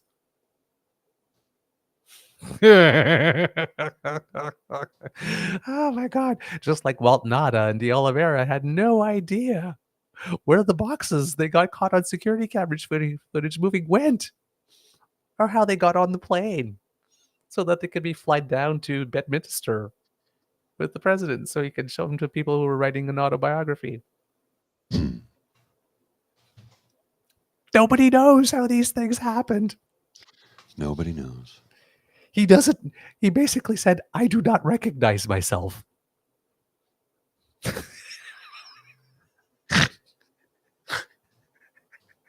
Oh my God. Shit. Oh my God. Ford and Clark's offices also hadn't responded to emails from the Trillium. I guess not. Mutton was identified as being Mr. X by one conservative source close to the events last fall, plus another who's well connected to the party. Among the few clues Wake gives about Mr. X's identity are the fact that he's a former municipal politician and that he wasn't among the 61 witnesses who were interviewed in the Clark investigation.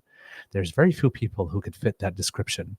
A fourth conservative source deduced the same. There's only one guy who does GR, government relations, in Clarington, who's a former municipal official, they said. A fifth conservative source recalled that Mutton had worked to help Tannenbaum arrange meetings with MPPs in the Durham region during the Ford's government's first mandate.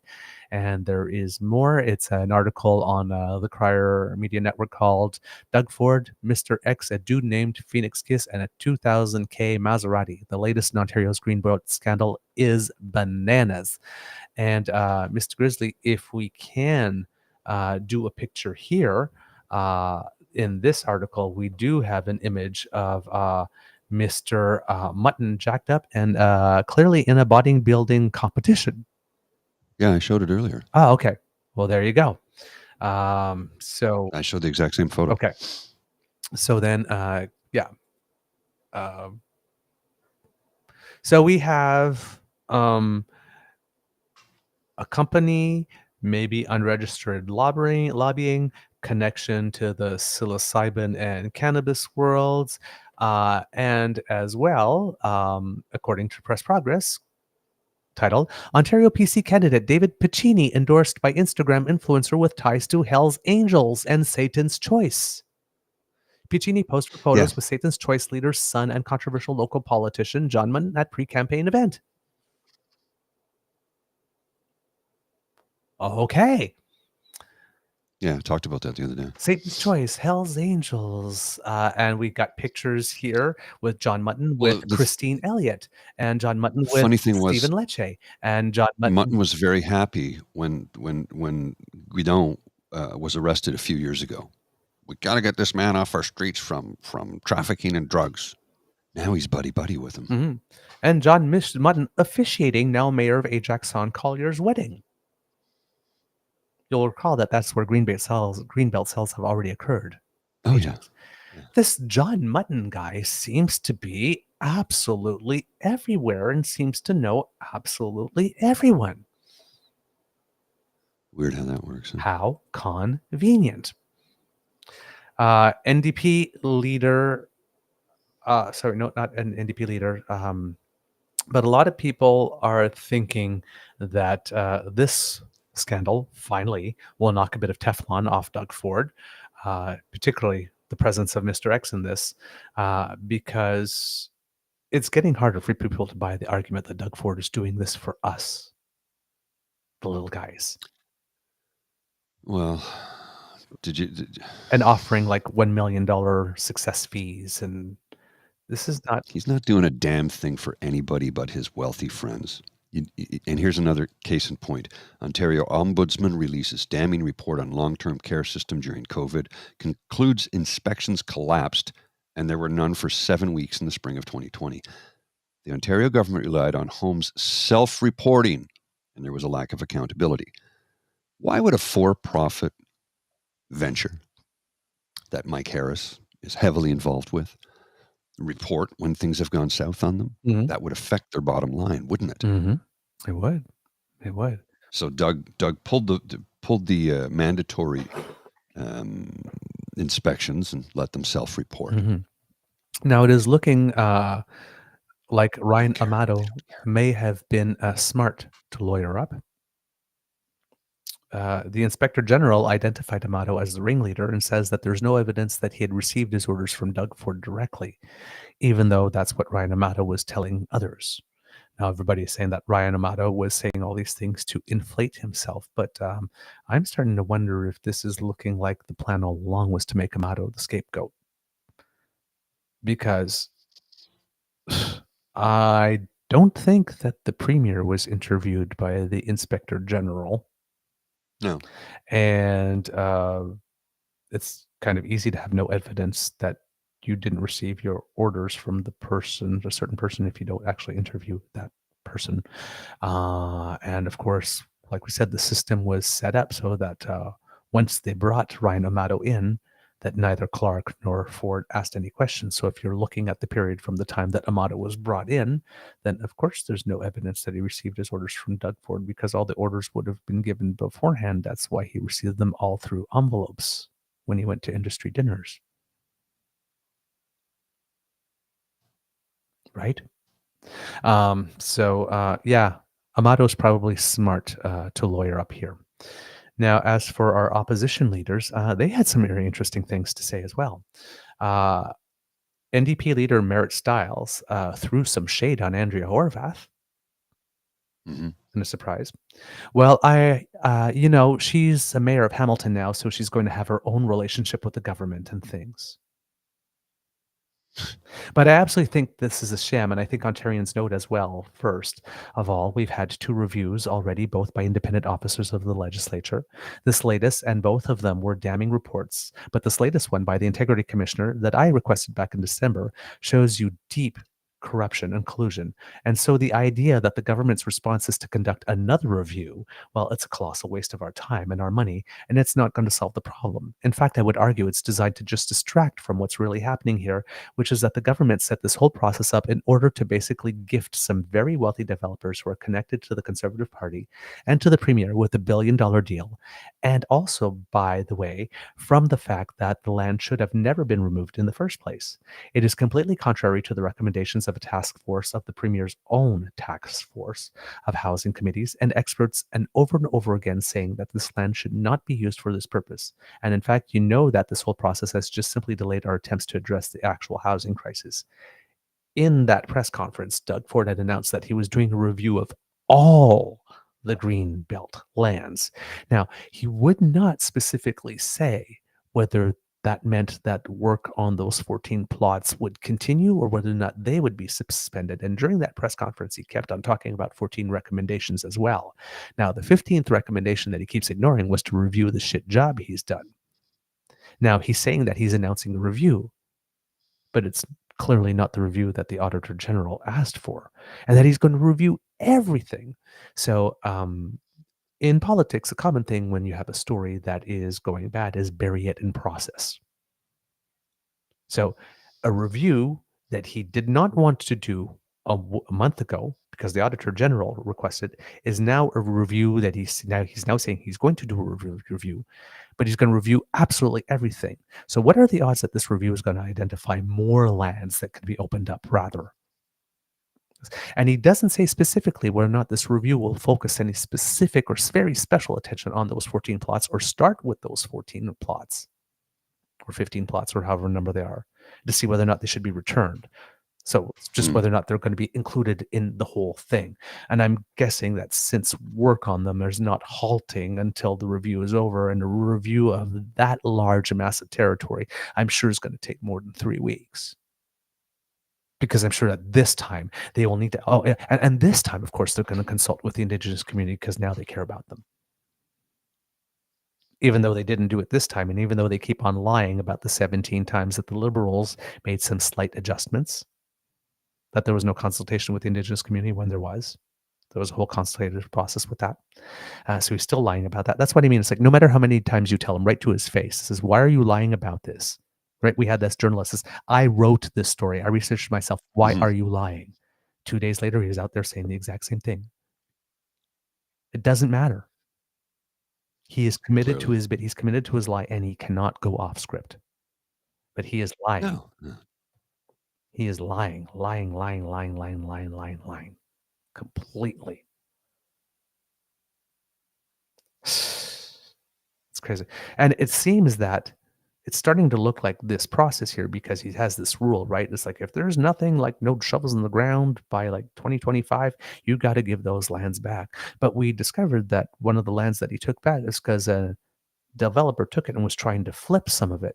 Well, if what that the mayor of the Durham region says that these lands cannot have anything built upon them for about 25 years because it will take that much time to make them ready, then if the shovel is supposed to be in the ground by 2025, that's completely impossible. So why unblock those lands in the first place? So now I'm starting to wondering if the plan all along was to unlock those lands, hope that nobody would notice it, and that the developers wouldn't develop. They would just flip. Yeah. All of them were just flip. And by the time we find out 25 years from now, well, everybody's long gone. Well, I mean, come on, look, which was the one developer that borrowed $100 million at 20% interest? Yeah. To buy a chunk of land? Obviously, it's for a flip. Because the land in 2016 was valued at 8.3. Now it's valued at $24 billion. I'm not saying that particular piece with the $100 million, but let's just say if you're going to borrow $100 million at 20% interest, you're probably looking at a gigantic profit margin. Mm-hmm. Yeah. Like an obscene profit margin. Yeah.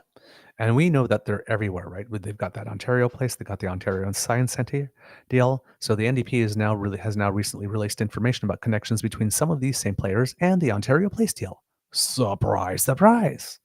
So this just keeps on growing and growing and growing. And now, It during never that ends. disastrous press conference in which Doug Ford proposed this new review in which he's going to drown a review, and he's claiming that this review is not the Auditor General thing, but based on what the Liberals said in the past, that these things have to be reviewed at least every 10 years. No, it's not at least every 10 years. Should be reviewed every 10 years. That's right. The last review was not 10 years ago. No, it's 10 months ago. You just did. 10 months ago. You just did a review right now to free up these plots of lands, buddy. So all of us now, like, while with one hand he's sticking the knife into the Liberals, lying, saying they did this 17 times and they did it without any consultation and legally, like, which is no. Because they're saying we're following the advice of the Liberals now that told us that we need to review this. He's just such a liar, and he's terrible at it.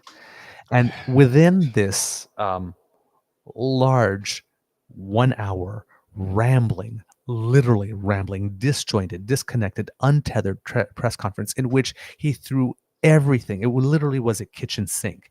He was a hero, and he was talking about healthcare and seniors and providing 4 hours of care for seniors and a whole bunch of things that had nothing to do with this, just throwing them in.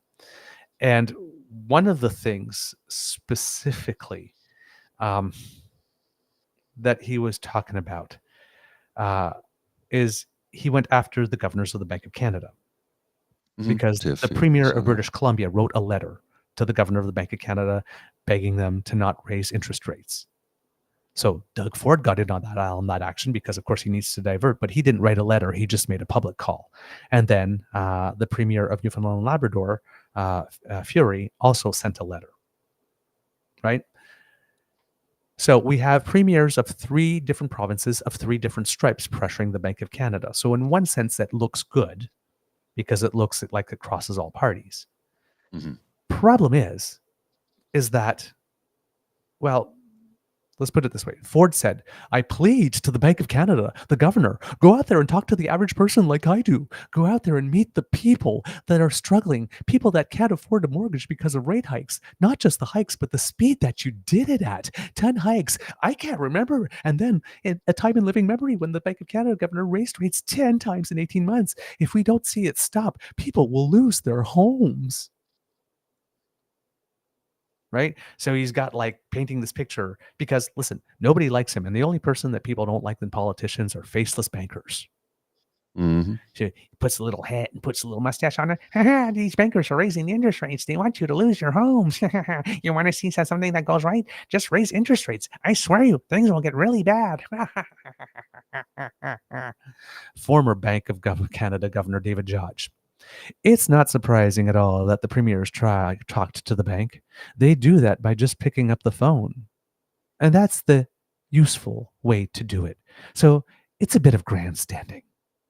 Oh, yeah. But the discussions that the premiers are raising is exactly the difficult issue that the bank is working with. Have we gone far enough to deal with the inflationary pressures so that now is the time to stop and at some point, hopefully, to get the rates down, David Wallace says. So you have to understand, kids and cubs, that this is a no-risk strategy for premiers because the Bank of Canada is not supposed to listen to them. So major grandstanding, no risk, no impact. Now, had they wanted to make this point in a constructive way, they would have drawn the bank's attention to consumer debt and saying, I'm hoping that the bank takes into consideration high levels of consumer debt when they make their decision. But, the bankers, it's like, look at us. We're trying to build homes. We're even breaking laws and like associating with gangsters and people with connections to Hell Angels to get the houses built. That's just how much we want to get them built for you. But oh my God, look at those banks. Oh, jeez. Like, come on. The banks really want to kick you out of their homes. No, they're trying to cool demand. So yeah, he just like joined right in there and said, yeah, me too. Just threw that in there. Now, I have no time for Tom Mulcair, but he did say something that was somewhat interesting. There's a doctrinaire answer to whether or not anybody should interfere, but this isn't interference, he says. This is part of the context in which the decision has to be taken. It's not sacrosanct that no one can have an opinion or express one about what the Bank of Canada should or shouldn't do, expressing the concerns for the average family in your province. That's healthy. And of course, they're not going to reference those letters in their decision, but it doesn't mean they're not going to take it into account. And if it were really on a knife's edge, maybe it would have an effect of bringing it on the side of prudence and not having a rate hike. I don't think that a rate hike was actually in the works, so I think that there's actually a bit of politics involved in this, but nothing surprising. The political season has started again. Mulcair is wrong on this because there is a difference between expressing the concerns of your citizens and editorializing said concern by attributing blame and potentially ill motive when making public comments. And when a premier is directly writing the governor of the Bank of Canada, that's probably a form of direct lobbying, and that's probably a big no-no. So as David Dodge says, you can just pick up the phone and call the bank and say, here's the situation that's going on in my province. You should be aware of it.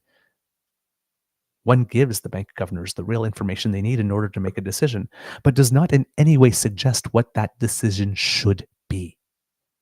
Right. Those three premiers crossed the line hugely in writing directly or making public appeals as to what that decision should be. And Mulcair's incorrect. These pleas, no matter how passionate, no matter how many crocodile tales are accompanying them, will not be taken into account by the bank because the bank has one mandate: inflation, and one mandate only. And these pleas will not tip something over a knife's edge if it's close, as Mulcair says. What could have made a difference, as I mentioned, is making the point that the bank might need to look closer at and consider more carefully at this time impact of a rate hike on total consumer debt. But saying the bank needs to do this or else the bank is the one that you should look at to blame for kicking you out of your home and not making it. No. Just out of order. Completely out of order. It's not what you do. Mr. Grizzly, I think that's enough for today. I'm exhausted.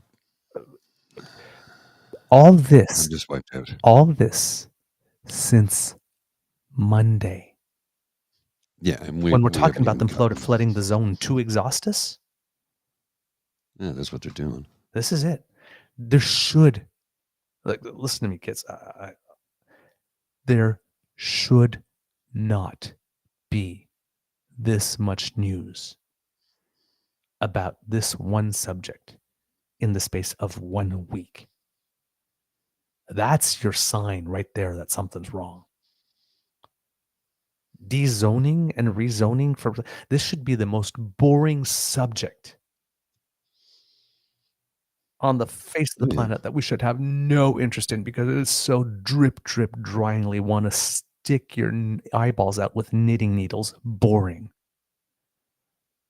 And yet we have free Raptors tickets and $1 million signings fees and ties to the Hells Angels and Satan's group and a company that's an unregistered lobbyist that hawks cannabis and psilocybin solutions with people who are bodybuilders and have sneaky connections to a whole bunch of people who seem to love documenting their crimes in real time and bragging to the world about them. Nothing to see here. Literally nothing to see here. Don't look over here. I know. It's just a level of corruption that is just beyond belief. I throw my hands up. Yeah. And it's Friday, and it's not because, hey, the party's over here. Whoa. No, it's exasperation.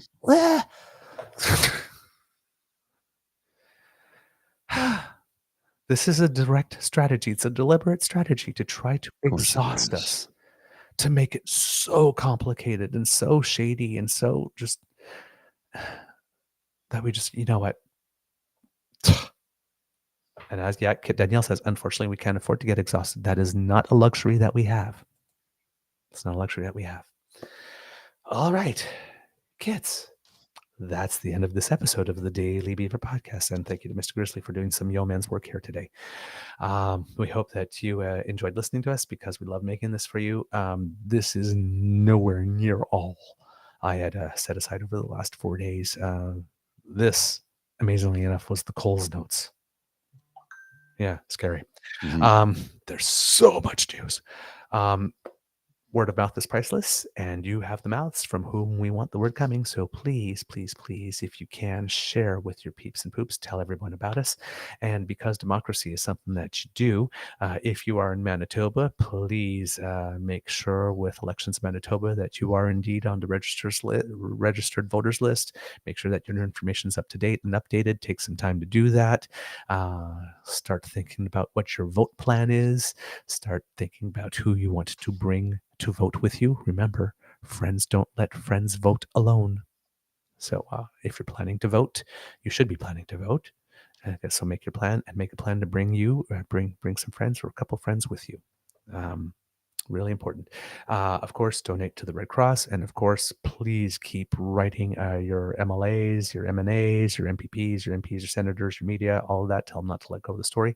And if you are in Ontario, please, please, please, as Dave Wallace keeps on saying, the only way that this is going to happen is if you pick up the phone and you decide that you want a meeting with your MPP and that you're showing up at the constituency office to protest and to demand a meeting. And particularly if you live in an electoral district where there is a Ontario PC member representing to you, the only way that we get rid of Doug Ford before his term is up is if we let every MPP in the Ontario caucus know that their job security is going to be threatened if they do not, as a caucus, get together and to throw Ford overboard.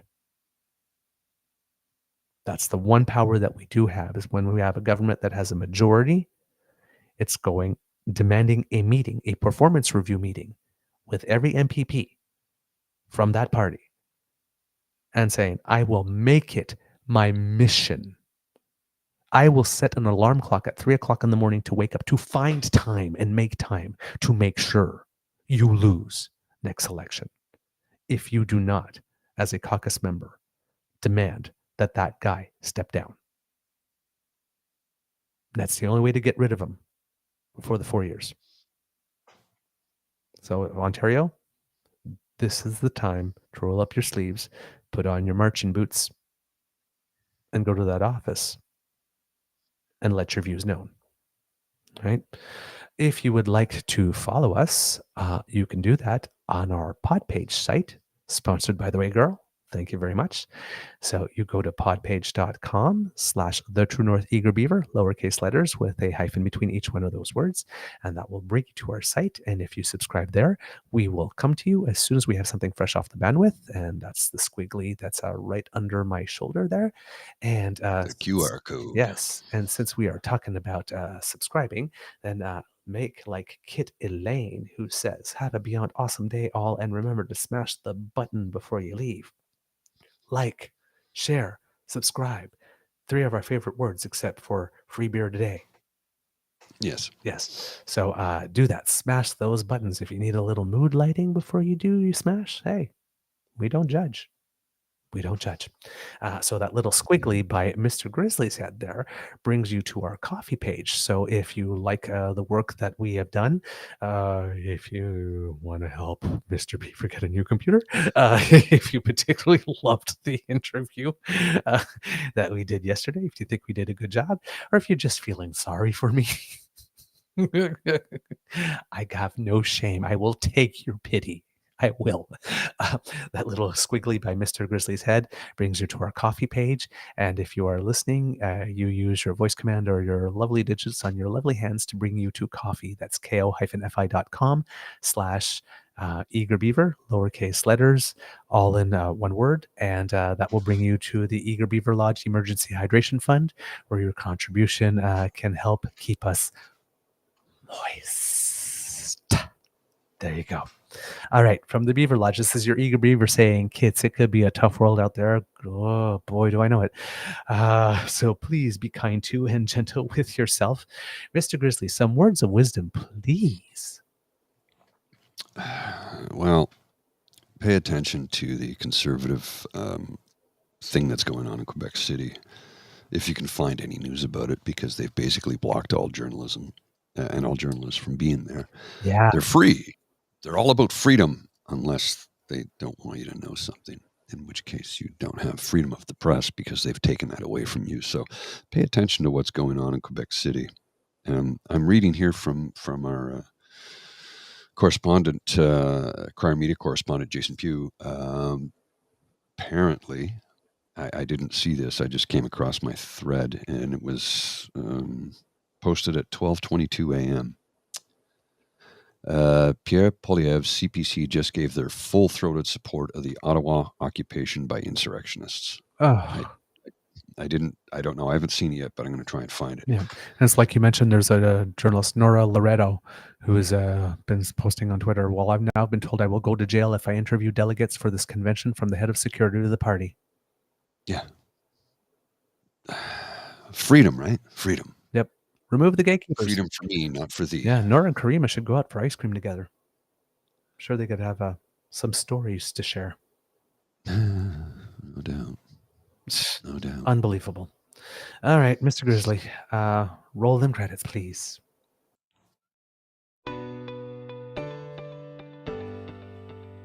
You are listening to a True North Eager Beaver media podcast. The True North Eager Beaver podcasts are proudly brought to you by our founding sponsors, the Miss V Mysteries from Corvid Moon Publishing, your source for science fiction, fantasy, and cozy mysteries featuring a broad diversity of characters. CanadianTarot.com, your uniquely Canadian online eclectic tarot community and forum, and The Peppermaster, hot pepper sauces made from fresh farm ingredients to thrill your taste buds and expand your mind.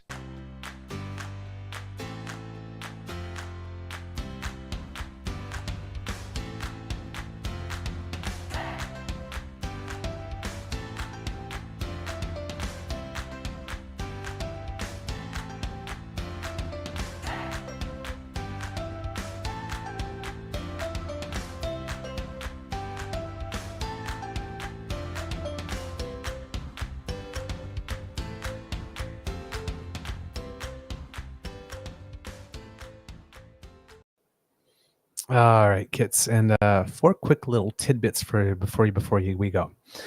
In Ontario, the first poll to be released following all the scandals with Doug Ford shows that the Ontario Progressive Conservatives have dropped 7 points in the last little bit. Imagine that. So people are paying attention, and it's not going to get better.